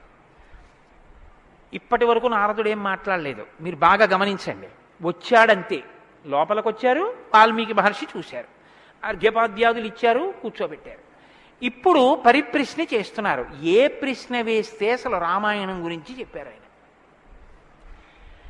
వాల్మీకి మహర్షి అడిగిన ప్రశ్న ఏమిటంటే ఆయన్ని, కోన్వస్మిన్ సాంప్రదం లోకే గుణవాన్ కస్య వీర్యవాన్ ధర్మజ్ఞశ్చ కృతజ్ఞశ్చ సత్యవాక్యో దృఢవ్రతః చారిత్రేణ చ కోయుక్తః సర్వభూతేషు కోహితః విద్వాన్ కః కస్సమర్థశ్చ కస్యైక ప్రియదర్శనః ఆత్మవాన్ కో జితక్రోధో ద్యుతిమాన్ కో ననసూయకః కస్య బిభ్యతి దేవాశ్చ జాతరోషస్య సంయుగే. 16 గుణములు అడిగాడు ఆయన. ఈ 16 గుణములు పరిపూర్ణముగా ఉన్నటువంటి ఒక మానవుడు ఈ లోకంలో ఈ కాలంలో నేను ఉన్న రోజుల్లోనే, నేను ఇప్పుడు శరీరంతో తిరుగుతుండగా నా మాంసనేత్రంతో చూడడానికి వీలుగా ఎక్కడైనా ఎవరైనా ఉన్నారా అని అడిగాడు. అంటే అలాంటి వారే ఉన్నారు. ఆయన భార్యయే తన ఆశ్రమంలో ఉంది. ఇది తెలుసా వాల్మీకి? తెలియదని చెప్పవలసి ఉంటుంది. మరి ఇప్పుడు ఎందుకు వచ్చింది ఈ ప్రశ్న ఆయన నోటి వెంట? అమ్మవారు వచ్చింది కాబట్టి వచ్చింది. అమ్మవారు ఎందుకు వచ్చింది? అసలు రహస్యం ఏమిటంటే, రామాయణం లోకానికి అందాలంటే సీతమ్మ యొక్క సేవాభాగ్యం వాల్మీకి లభించాలి. సీతమ్మ సేవాభాగ్యమే శారదాదేవి సేవాభాగ్యం. అది అందితే నోటి వెంట ఈ ప్రశ్న వచ్చింది. నోటి వెంట ఒక్క ప్రశ్న వస్తే యుగాలు మారిపోయినా మనుష్యుడిగా పుట్టిన ప్రతివాణ్ణి తరింపచేయగలిగిన ఒక ఆది కావ్యం ఆయన నోటి వెంట వచ్చింది. ఇది రావడానికి ముందు సీతమ్మ రావాలి. అందుకని ముందు సీతమ్మ వచ్చేసింది ఆశ్రమానికి. వచ్చి అక్కడ కూర్చుంది. ఆ రామాయణాన్ని ప్రచారం చెయ్యగలిగిన యోగ్యమైన శిష్యుల్ని కూడా సీతమ్మే వాల్మీకి ఇచ్చింది లవకుశల రూపంలో. ఇది వాల్మీకిని సీతమ్మ తరింపచేసిన తీరు మీరు జాగ్రత్తగా గమనించగలిగితే, వాల్మీకి తరించడానికి మొదటి కారణం సీతమ్మే. అందుకే ఆయన అన్నారు, నేను చెప్పిన రామాయణానికి పేరేమిటో తెలుసా? సీతాయాశ్చరితం మహత్ అన్నారు. అది సీతమ్మ చరిత్ర అన్నారు.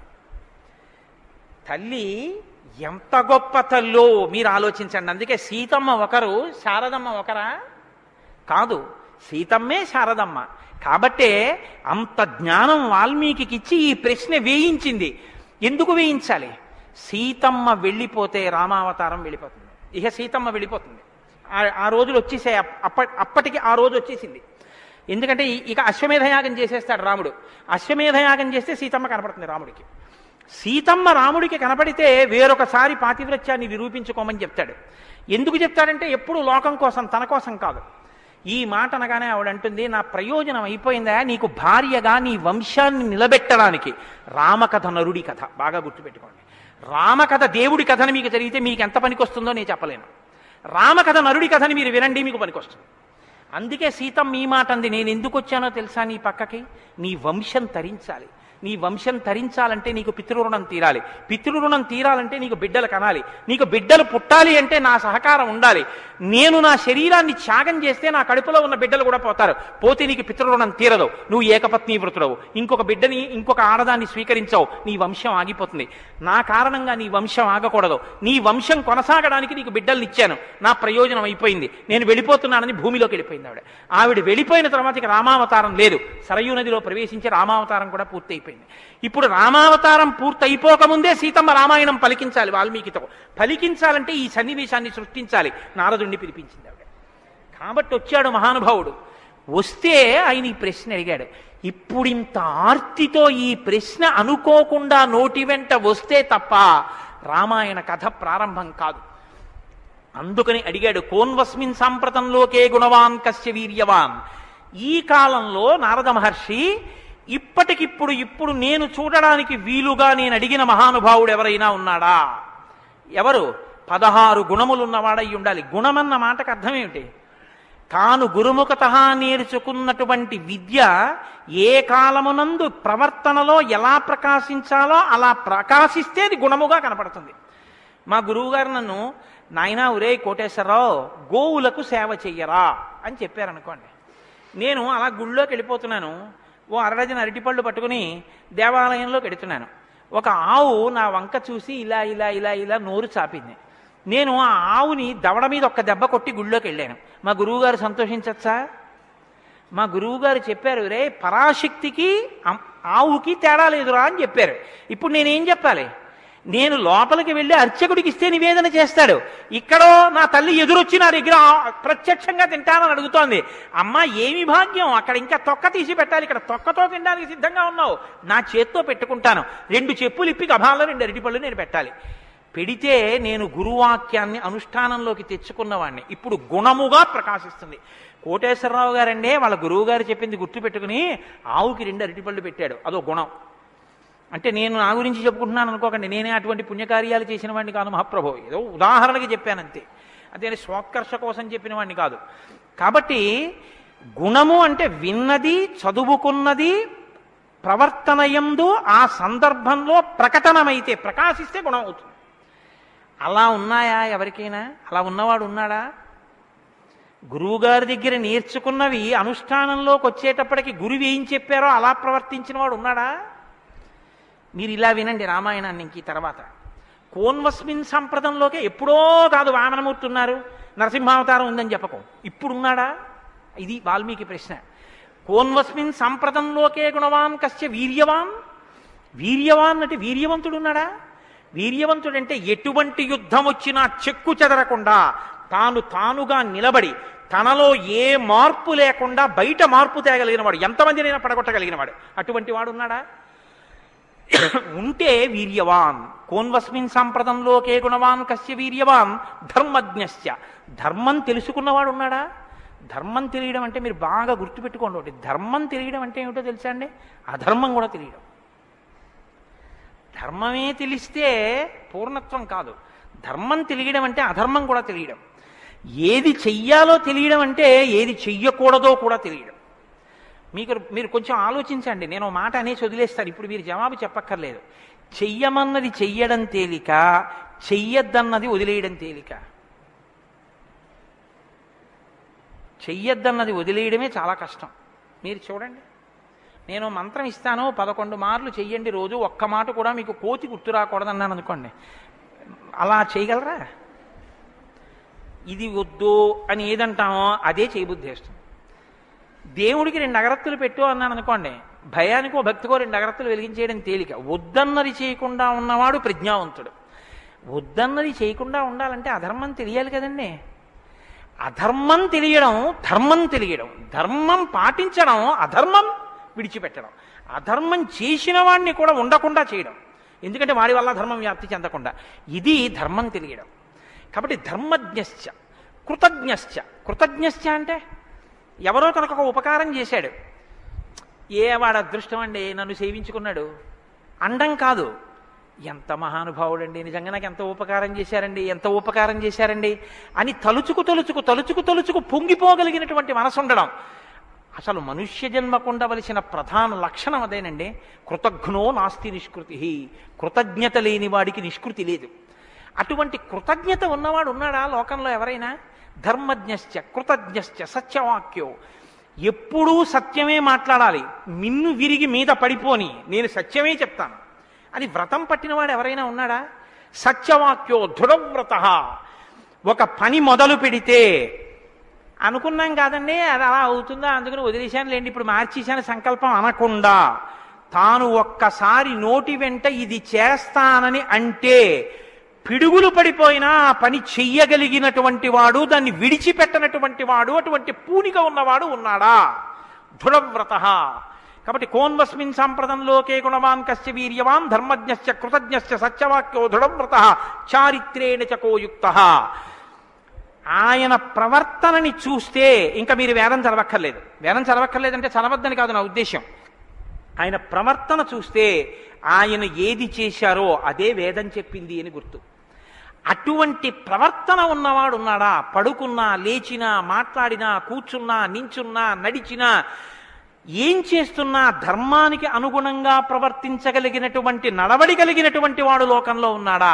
చారిత్రేణ చకోయుక్త సర్వభూతేషు కోహిత. ఇంత బలపరాక్రమాలు ఉండి కూడా సమస్త భూతముల పట్ల దయ కలిగిన వాడు లోకంలో ఉన్నాడా? గుండెల నిండా అంత కారుణ్యం ఉన్నవాడు ఉన్నాడా? సర్వభూతేషు కోహిత విద్వాంక.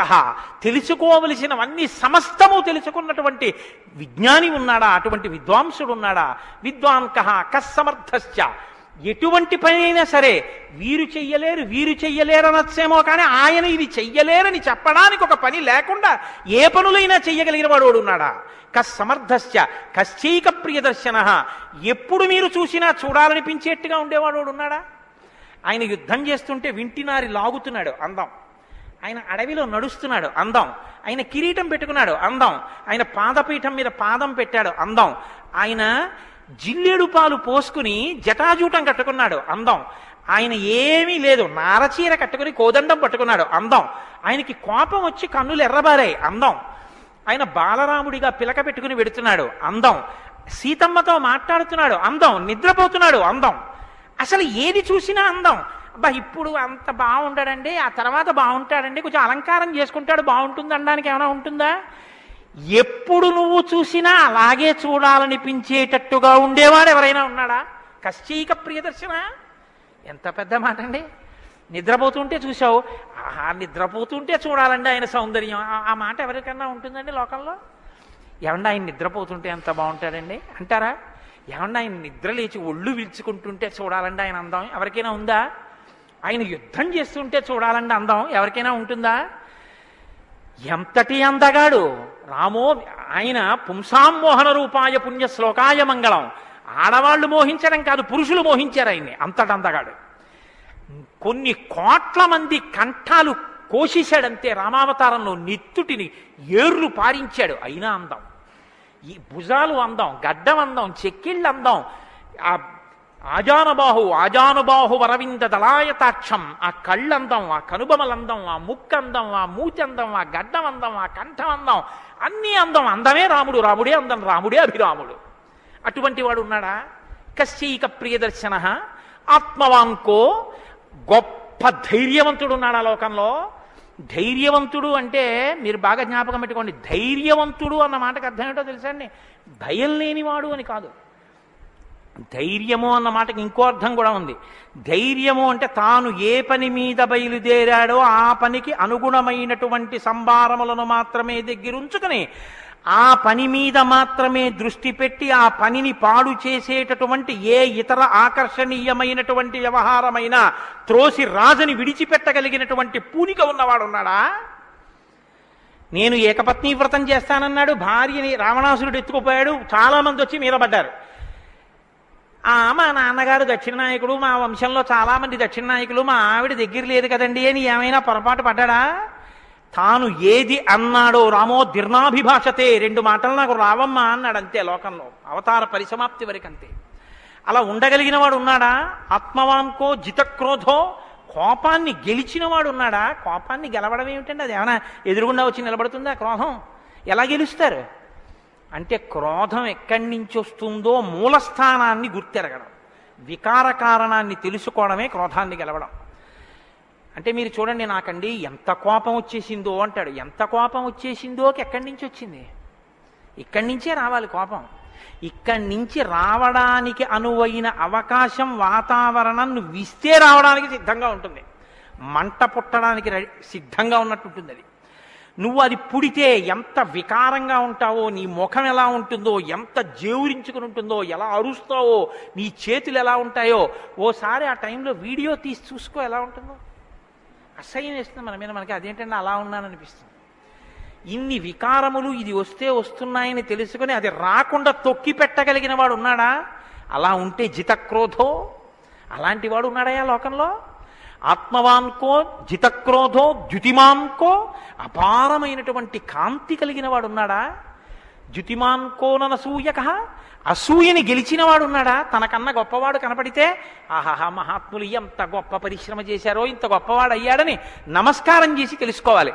తనకన్నా తక్కువవాడు కనపడితే ఈశ్వరానుగ్రహంతో ఈయన వృద్ధిలోకి రావాలనగలగాలి. కిందవాడిని చూసి అహంకరించకూడదు, పైవాడిని చూసి అసూయపడకూడదు. ఈ 2 ఉన్నవాడు ఉన్నాడా? ద్యుతిమాన్కో ననసూయక కస్య బిభ్యతి దేవాశ్చ జాత రోషస్య సంయుగే. కోపం లేని వాడికి కోపం ఎలా వస్తుంది మరి? అంటే కోపం తెచ్చిపెట్టుకున్నట్టు నటిస్తాడంతే. ఎందుకు నటించాలి అంటే ఏదో పని చక్కబెట్టాలంటే కోపం వచ్చినట్టు ఒకసారి ఇలా అంటాడు. అనేటప్పటికి అమ్మ బాబు ఆయన కోపం వచ్చిందంటే హడిలిపోయి అందరూ జాగ్రత్తగా ఉంటారు. ఎవరికి కోపం వచ్చిందని అనిపిస్తే 33 కోట్ల మంది దేవతలు కూడా వణికిపోతారో అలా కోపాన్ని తెచ్చిపెట్టుకునేవాడే తప్ప అసలు కోపం రావడం అన్నది లేనివాడు లోకంలో ఉన్నాడా? అలాంటి వాడు ఎవడైనా ఉంటే ఎప్పుడో ఉన్నాడని చెప్పద్దు. ఇప్పుడు ఉన్నాడా? నేను చూడ్డానికి వీలుగా ఉన్నాడా? ఈ కాలంలో ఉన్నాడా? ఉంటే అటువంటి వాడి గురించి నాకు చెప్పు, నాకు వినాలనుందన్నాడు. ఇప్పుడు వస్తోంది రామాయణం. ఇప్పుడు చెప్పాలి. నారదుడు ఎవరో తెలుసా? ఆయన రాముడే. ఆయన ఇల్లాలే నీ దగ్గరుంది, ఆయన బిడ్డలే నీ దగ్గర ఉన్నారు. వాల్మీకి మహర్షి ఆయనే అయోధ్యాధిపతి, ఆయనే రామచంద్ర ప్రభువు అని చెప్తే వాల్మీకి పొంగిపోవాలి కదండి. రామాయణ ఆవిర్భావం జరుగుతోందన్నమాట. ఇవాళ రామాయణం పుడుతోంది. ఆ సన్నివేశంలో ఉన్నాం మనం. ఇప్పుడు ఈ మాటలు అడిగితే వాల్మీకి మహర్షి చాలా చమత్కారమైనటువంటి జవాబు ఒకటి చెప్పారు. ఆయన అన్నారు, బహవో దుర్లభాశ్చైవ ఏత్వయా కీర్తితా గుణాః మునే వక్షామ్యహం బుద్ధ్వా తైర్యుక్త శ్రూయతాన్నరః. చాలా క్లిష్టమైనటువంటి ప్రశ్న ఒకటి అడిగావు. సాధారణంగా లోకంలో మానవుల్లో నువ్వు అడిగినటువంటి 16 గుణములు ఒక వ్యక్తి యందు ప్రకాశించేటటువంటి వాడు ఉండడు. కాబట్టి ఇప్పుడు ఎవరై ఉండాలి? నరోత్తముడై ఉండాలి, సాక్షాత్ శ్రీ మహావిష్ణువై ఉండాలి. అటువంటి వాడే కాని నరుడిగానే ఉన్నాడు ఇప్పుడు. ఆయన విష్ణు అంటే ఆయనే అంగీకరించాడు. ఆయన నేను నరుణ్ణి అంటాడు, నేను దాశరథిని అంటాడు, నేను దశరథ మహారాజు కొడుకునయ్యా అంటాడు. నరుడిగా ఈ లోకంలో తిరుగుతున్నవాడు ఉన్నాడు. అటువంటి వాడి గురించి చెప్తాను, జాగ్రత్తగా వినన్నాడు. ఇది సంక్షేప రామాయణం. 100 శ్లోకాలతో ఇక్కడ ప్రతిరోజు సంక్షేప రామాయణం జరుగుతోంది అని అన్నారే. సంక్షేప రామాయణాన్ని పెద్దలు సంప్రదాయంలో ఏమని పిలుస్తారో తెలుసా అండి? మాలామంత్రము అని పిలుస్తారు. ఎందుకంటే శారదా తిలకము అని మంత్రాల గురించి చెప్పేటటువంటిది, బీజాక్షరాల గురించి చెప్పే విషయం ఒకటి ఉంది. అందులో 10 అక్షరాలు మంత్రంలో దాటిపోతే దాన్ని మాలామంత్రములని పిలుస్తారు. 100 శ్లోకములతో ఉన్న సంక్షేప రామాయణం మాలా మంత్రం. అందుకే సంక్షేప రామాయణాన్ని పారాయణ చేస్తే అది రక్షణ చేస్తుంది. మననాత్ త్రాయితే ఇది మంత్ర. దాన్ని మననం చేస్తే అది కాపాడుతుంది. సంక్షేప రామాయణం కూడా అలా కాపాడుతుంది. సద్గురువైనటువంటి నారద మహర్షి నోటిలోంచి పుట్టింది సంక్షేప రామాయణం. మహానుభావుడు నేను చెప్తున్నానయ్యా విను అని చెప్తున్నాడు. ఇక్ష్వాకు వంశ ప్రభవో రామో నామ జనైశ్రుత నియతాత్మా మహావీర్యో ద్యుతిమాన్ ధృతిమాన్ వసీ. ఇక్ష్వాకు వంశ ప్రభవో, ఇక్ష్వాకు వంశంలో పుట్టినవాడు ఉన్నాడయ్యా అన్నారు. మీరు ఈ మాట వినాలి. మొట్టమొదట ఎవరైనా రాముడు అని చెప్పలేదు. ఎవరని చెప్పాడు? ఇక్ష్వాకు వంశంలో పుట్టినవాడు ఉన్నాడు అన్నారు. ఒక వంశం తరించిపోతుంది, ఒక వంశం పేరు శాశ్వతత్వాన్ని పొందుతుంది. అది మొదట ఇక్ష్వాకు వంశం, తర్వాతది రఘువంశం. రఘువు పుట్టిన తర్వాత దాన్ని రఘువంశం అన్నారు. వంశం మారిపోలేదు, కానీ వంశం పేరు రఘువంశం అయిపోయింది. ఎలా అయిపోయింది అంటే రఘువు గొప్పతనం అటువంటిది, ఆయన పేరుతో వంశాన్ని పిలిచారు. ఆ వంశంలో పుట్టాడు రామచంద్రమూర్తి. అంత గొప్ప వంశంలో పుట్టాడయా. ఇప్పుడు వంశానికి గొప్పతనం ఎక్కడి నుంచి వచ్చింది? పుట్టి అలా ప్రవర్తించగలిగిన వాళ్ళ వల్ల వస్తోంది. ఇక్ష్వాకు వంశ ప్రభవో రామో నామ జనైశ్రుత. ఆయనని జనులందరూ రాముడు అని పిలుస్తూ ఉంటారు. రామో నామ జనైశ్రుత ఎందుకని? రమయతీతి రామ, ఆయన అందరినీ ఆనందింపచేస్తాడు.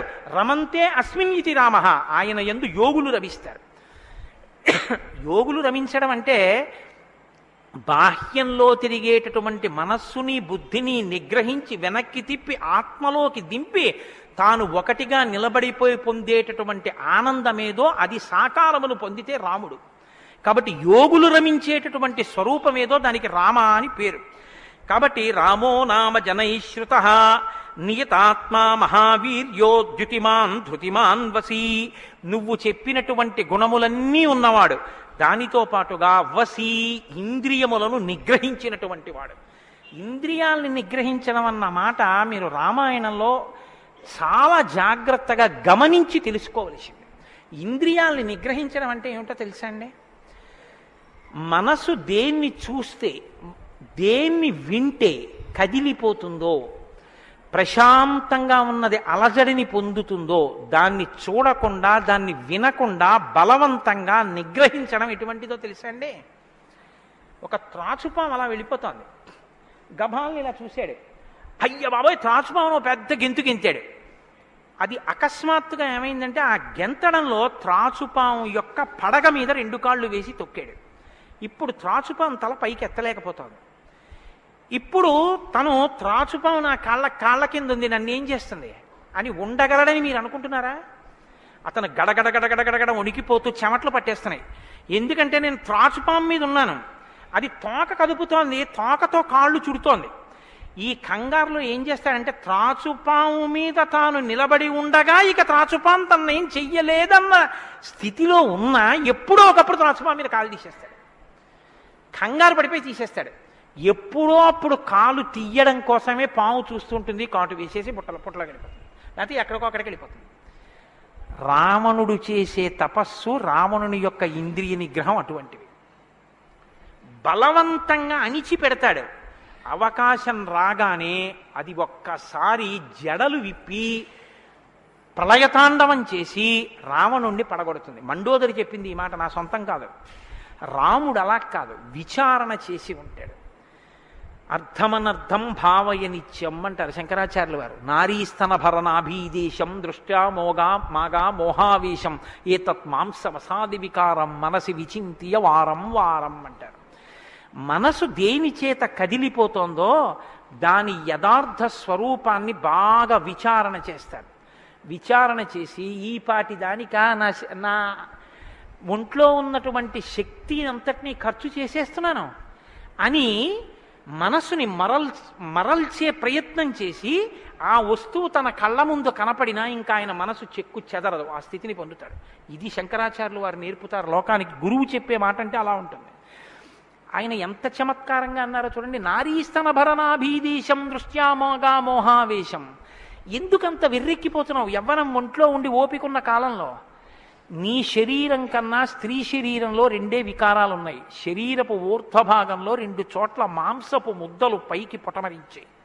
శరీర అధోభాగంలో మాంసము కొంత లోపలికి వెళ్ళి ఉంది. ఈ 2 వికారాల కోసం నీ శరీరంలో ఉన్న సమస్త శక్తిని నశింపచేసుకున్నావు. ఇదా నీకు నరజన్మ ప్రయోజనం? మనసి విచింతియ వారం వారం, దీన్ని బాగా ఆలోచించు అన్నది. ఇది పట్టుకుందనుకోండి, కంటిని మనసుని కంటితో చూడడం వల్ల కదపగలిగిన మనసుకి ఇప్పుడు ఆ వస్తువు కనపడినా ఇక మనసు కదలదు. ఇది ఇంద్రియ నిగ్రహం అంటారు. ఇంద్రియాలని జయించడం అంటే అది. ఇది రాముడు. అందుకే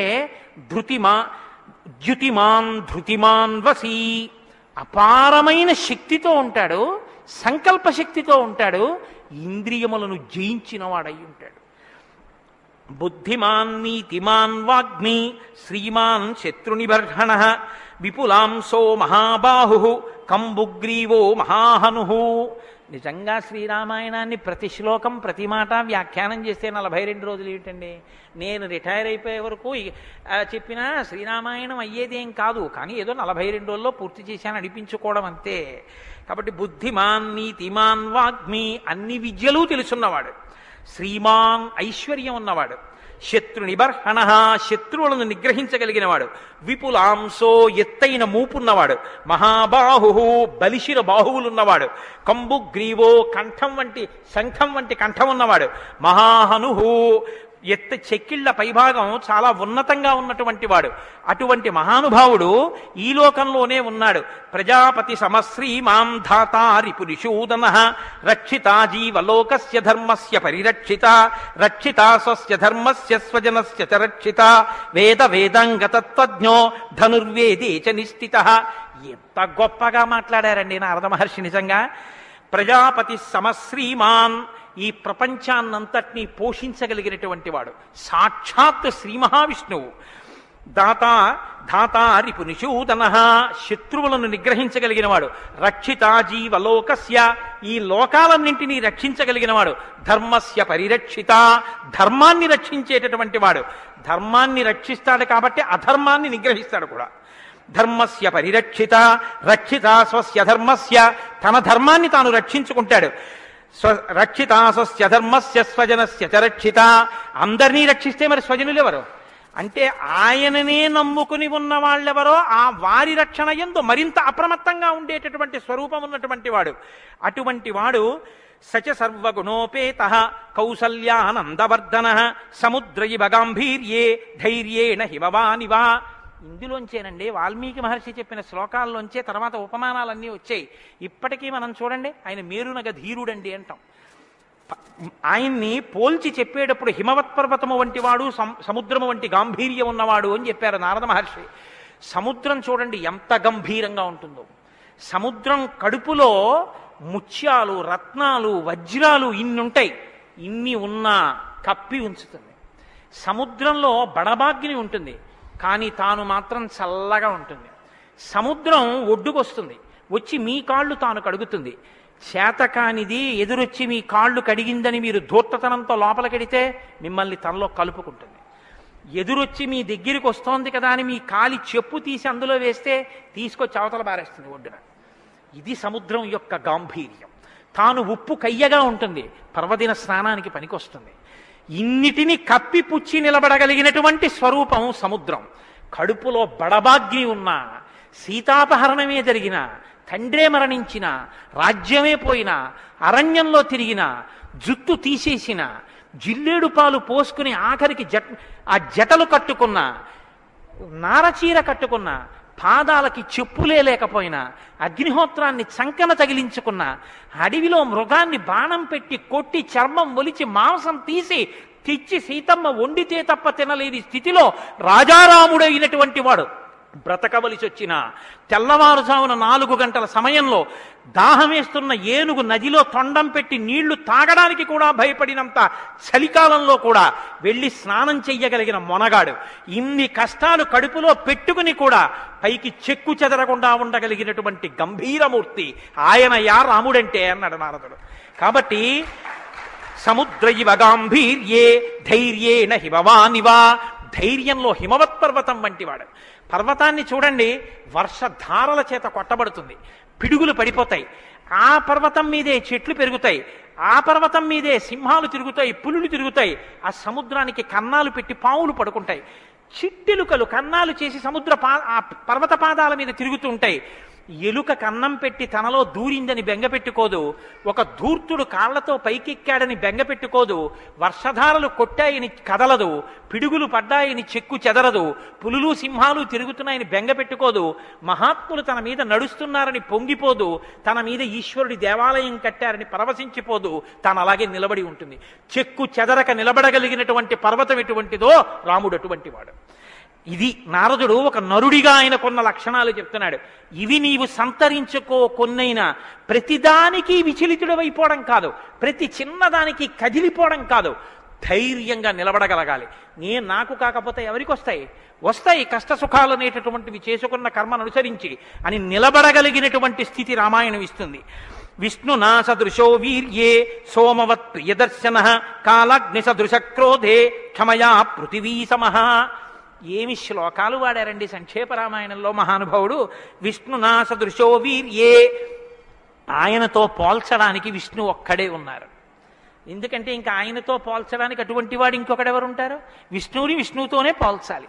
కాబట్టి విష్ణువుతో సమానమైన వాడు. సోమవత్ ప్రియదర్శన, బాణం పట్టుకుని ఎదురుగుండా ఉన్న వాళ్ళ లక్షల మంది కంఠాలు తెగకోసినా సరే భక్తులైన వారికి మాత్రం ఆ స్వరూపాన్ని దర్శనం చేస్తుంటే ఎంత సంతోషంగా ఉంటుందో. కాబట్టి సోమవత్ ప్రియదర్శన. లోకంలో మూడిటిని ఎంత చూసినా చూడబుద్ధే వేస్తుంది. ఎంత చూడండి చూడబుద్ధేస్తుంది. అందుకే పార్వతీదేవి వినాయకుడికి ఏనుగు ముఖం పెట్టించింది. పసిపిల్లలకి కూడా సంతోషం కల్పించేవి మూడు ఏమిటో తెలుసా అండి? గజముఖం, చంద్రబింబం, సముద్రం. మీరు సముద్రపు తోటికి వెళ్ళి ఎంతసేపు కూర్చోండి, ఎంతసేపు చూస్తున్నా సముద్రాన్ని అలా చూడాలనే అనిపిస్తుంది. చీకటి పడిపోయిన తర్వాత సముద్ర ఘోష అదో సంతోషం, వస్తున్న కెరటాలు అదో సంతోషం, చీకటి పడ్డాక దీపాలతో దూరంగా వెళ్ళిపోతున్న ఓడ అదో సంతోషం, సూర్యోదయానికి సముద్రం ఆకాశం కలిసినట్టుగా ఉన్న చోట ఉదయిస్తున్న సూర్యబింబం అదో సంతోషం, ఆ పడుతున్న ఎర్రకాంతి అదో సంతోషం, సూర్యాస్తమయానికి సముద్రంలో కృంగిపోతున్నట్టుగా ఉన్న సూర్యుడు అదో సంతోషం. తిక్కన గారు విరాట పర్వంలో అంటారు, రాత్రి అయ్యేటప్పటికి ఆకాశం ఎలా ఉందంటేట మంచి సంపన్నుడైన గృహస్థు ఇంట్లో అలంకారం చేసినటువంటి పడకలా ఉందిట, దాని మీద పువ్వులు అవన్నీ వేస్తే ఎలా ఉందో అలా ఉందిట. సూర్యోదయానికి ఉన్నటువంటి ఆకాశం ఎలా ఉందంటేట తెల్లవారిన తర్వాత 10 మంది చూస్తే దృష్టిదోషం కలుగుతుందని ఆ ఇంటి ఇల్లాలు దుప్పటి మీద ఉన్న పువ్వులు అవే అన్నీ పోయేటట్టు ఒక్కసారి 2 చేతులతో ఇలా దులిపేస్తే అన్నీ పోయిన తర్వాత దుప్పటి ఎలా ఉందో ఆకాశం ఎలా ఉంది తెల్లారాకంటారు. అలా ఆ సముద్రాన్ని చూస్తుంటే ఎంత అందంగా ఉంటుందో. పసిపిల్లల దగ్గర నుంచి కవుల వరకు జ్ఞానుల వరకు సముద్రం ఆనందమే. పసిపిల్లాడికి ఏం తెలిసనే ఆనందం, వృద్ధుడికి ఏం తెలిసనే ఆనందం. అందరూ సముద్రపు వెళ్ళికి వెళ్ళి ఆనందం పొందుతారు.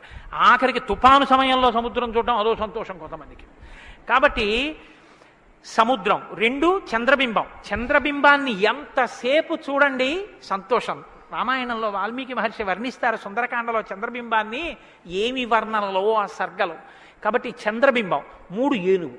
ఏనుగు చూడండి, వెంకటాచల క్షేత్రానికో తిరుత్తణియో వెడితే ఆ ఏనుగు ముందు నించుంటే పిల్లల్ని ఎంతసేపు నించో పెట్టండి సంతోషమే.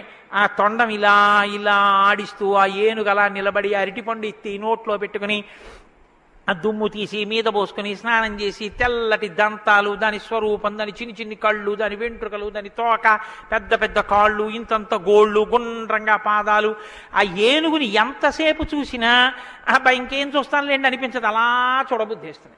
అలా చూడబుద్ధి వేస్తుంది కాబట్టి ధ్యానం చేసేటప్పుడు ముందు గణపతి యొక్క ముఖాన్ని తదేకంగా చూస్తే ఆ ధ్యాన నిష్ట చేత విఘ్నములు తొలగిపోతాయి. కాబట్టి పరమేశ్వరుడు అందరూ తొందరగా దృష్టి పెట్టి చూడడానికి వైముఖ్యం కలగనటువంటి ముఖాన్ని నా కొడుక్కి పెడితే అందరికీ ఉపకారం జరుగుతుందని ఏనుగు తలకాయ తీసుకొచ్చి వినాయకుడికి పెట్టాడు.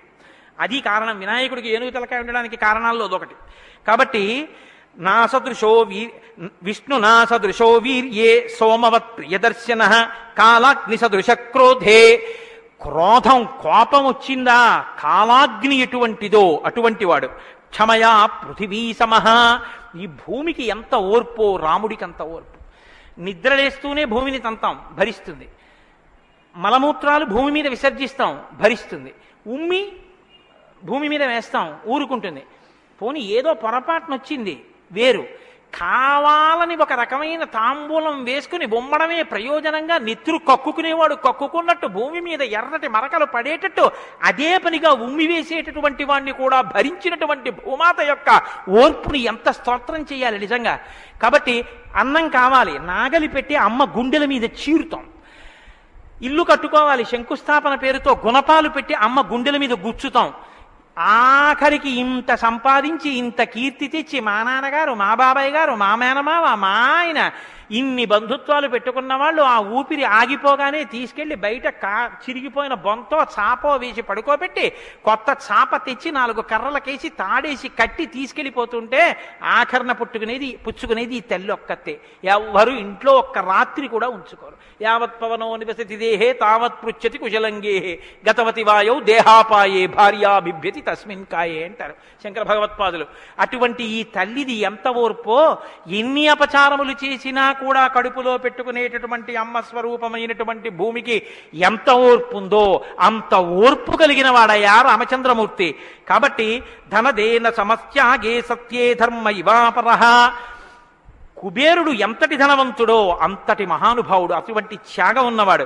సత్యే ధర్మ ఇవాపరః. సత్యము ధర్మము ఒకదాన్నొకటి ఎలా కాపాడుకుని రక్షించుకుంటాయో అలా రక్షించి కాపాడగలిగినటువంటి వాడు. తమేవం గుణ సంపన్నం రామం సత్యపరాక్రమం. ఇన్ని గుణములు కలిగినటువంటి రామచంద్రమూర్తి సాక్షాత్తుగా సత్యపరాక్రముడైనటువంటి వ్యక్తి. ఆయన పరాక్రమం సత్యమే పరాక్రమముగా కలిగినటువంటి వాడు.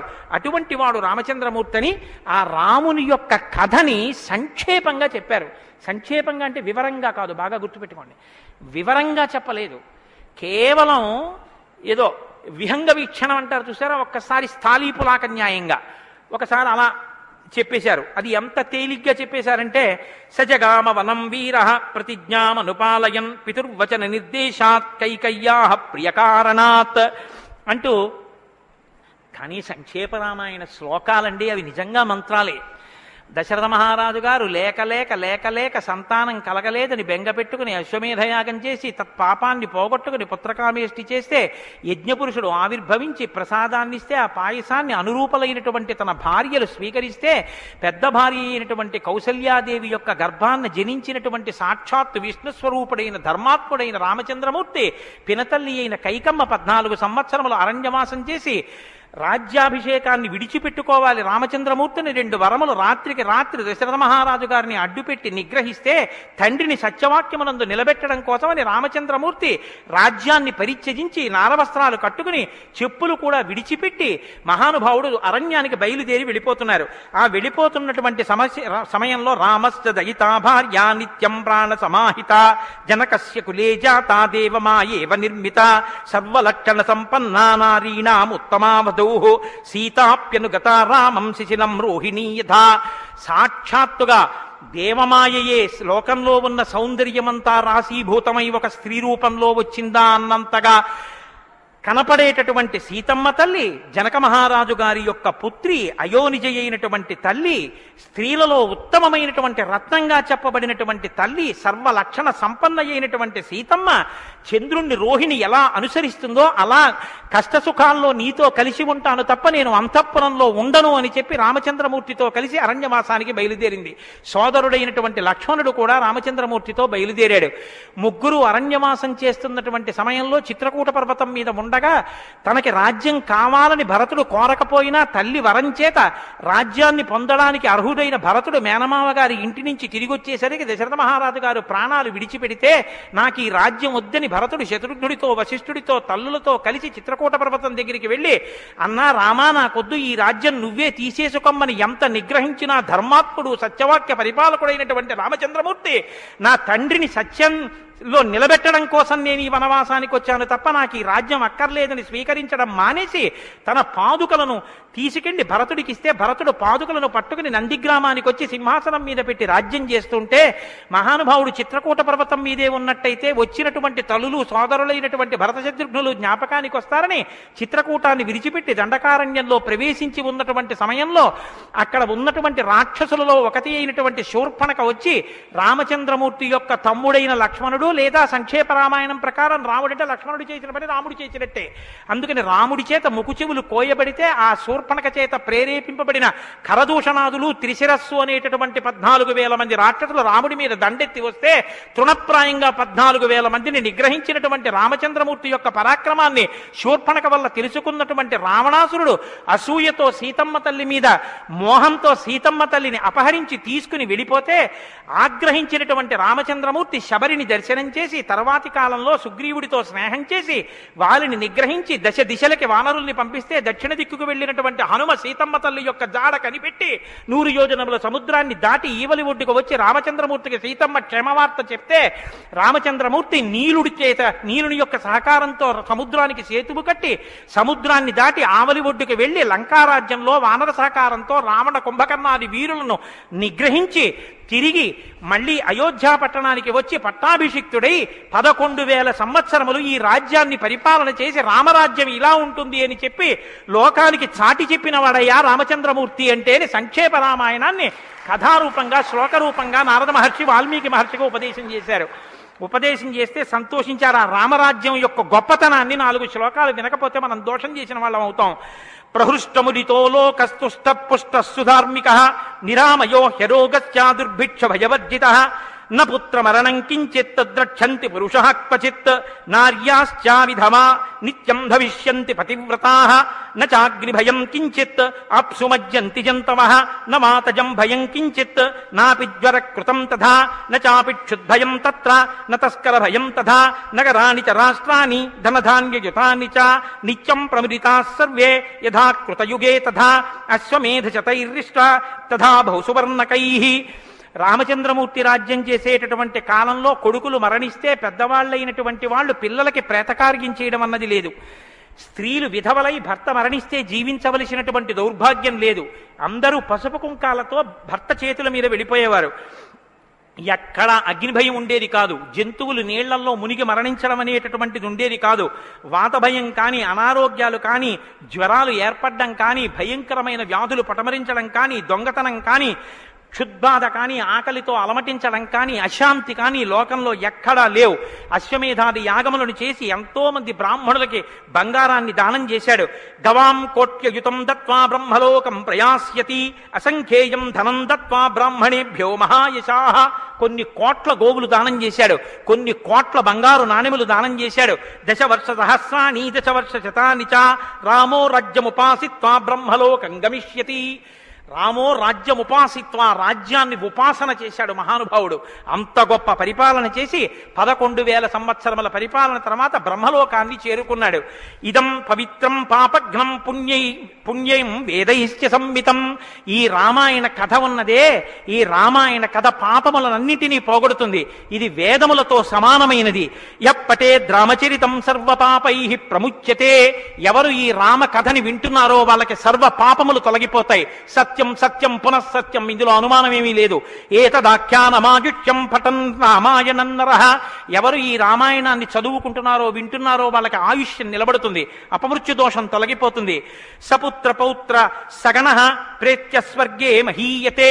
పుత్రుల్ని, కొడుకుల్ని, మనవల్ని చూసిన తర్వాత 3 తరాలు చూసిన తర్వాత సంతోషంతో సుఖశాంతులతో ఇహమనందు జీవించి ఆఖర్ర తేలికగా శరీరం నుంచి ప్రాణం విడిపోయి జీవుడు సంతోషంగా భగవన్నామం చెప్తూ స్వర్గలోకాన్ని చేరుకుంటాడు. ఇంతటి గొప్ప అనుభూతిని, ఐశ్వర్యాన్ని అనుగ్రహించగలిగినటువంటి శక్తి కలిగినటువంటిది రామాయణం. కాబట్టి ఎల్లరూ ఈ రామాయణాన్ని చదువుకోవాలి, వినాలి, ధరించాలి అని నారద మహర్షి వాల్మీకి మహర్షికి చెప్తే తదేక ధ్యానంతో ఆ మాలామంత్రంగా వినపడిన సంక్షేప రామాయణాన్ని విని పొంగిపోయిన హృదయంతో తన్మయత్వంతో ఉన్నటువంటి వాల్మీకి మహర్షి యొక్క స్థితి దగ్గర ఇవాల్టి ఉపన్యాసాన్ని పూర్తి చేస్తున్నారు. రేపటి రోజున అసలు ఎలా ఆవిర్భవించిందో, తన్మయత్వంలో ఉన్న వాల్మీకి మహర్షి ఎలా బయలుదేరారో, రామాయణం ఎలా వచ్చిందో, ఏం జరిగిందో ఆ విషయాన్ని మీకు మనవి చేసి రామాయణ కథా ప్రారంభం చేసే అనుగ్రహాన్ని రామచంద్ర ప్రభు నాకు కృపచేయుగాక. రేపు ఖచ్చితంగా 6:30 కథా ప్రారంభం అయిపోతుంది. లేకపోతే 7 రోజుల్లో బాలకాండ పూర్తి కాదు. కాబట్టి మంగళాశాసనపరై మదాచార్య పురోగమై సర్వైశ్చ పూర్వైరాచార్యై సత్కృతాయాస్తు మంగళం. మంగళం కోసలేంద్రాయ మహనీయ గుణాత్మనే చక్రవర్తి తనూజాయ సర్వభౌమాయ మంగళం. ఉమాకాంతాయ కాంతాయ కామితార్థప్రదాయినే శ్రీగిరీశాయ దేవాయ మలినాథాయ మంగళం. కరచరణకృతం వా కర్మవాక్కాయజం వా శ్రవణనైనజం వా మానసం వాపరాధం విహితం వా సర్వమేత్తక్షమస్వా శివ శివ కరుణాబ్ధే శ్రీ మహాదేవ శంభో. సర్వం శ్రీ ఉమామహేశ్వర పరబ్రహ్మార్పణమస్తు. స్వస్తి.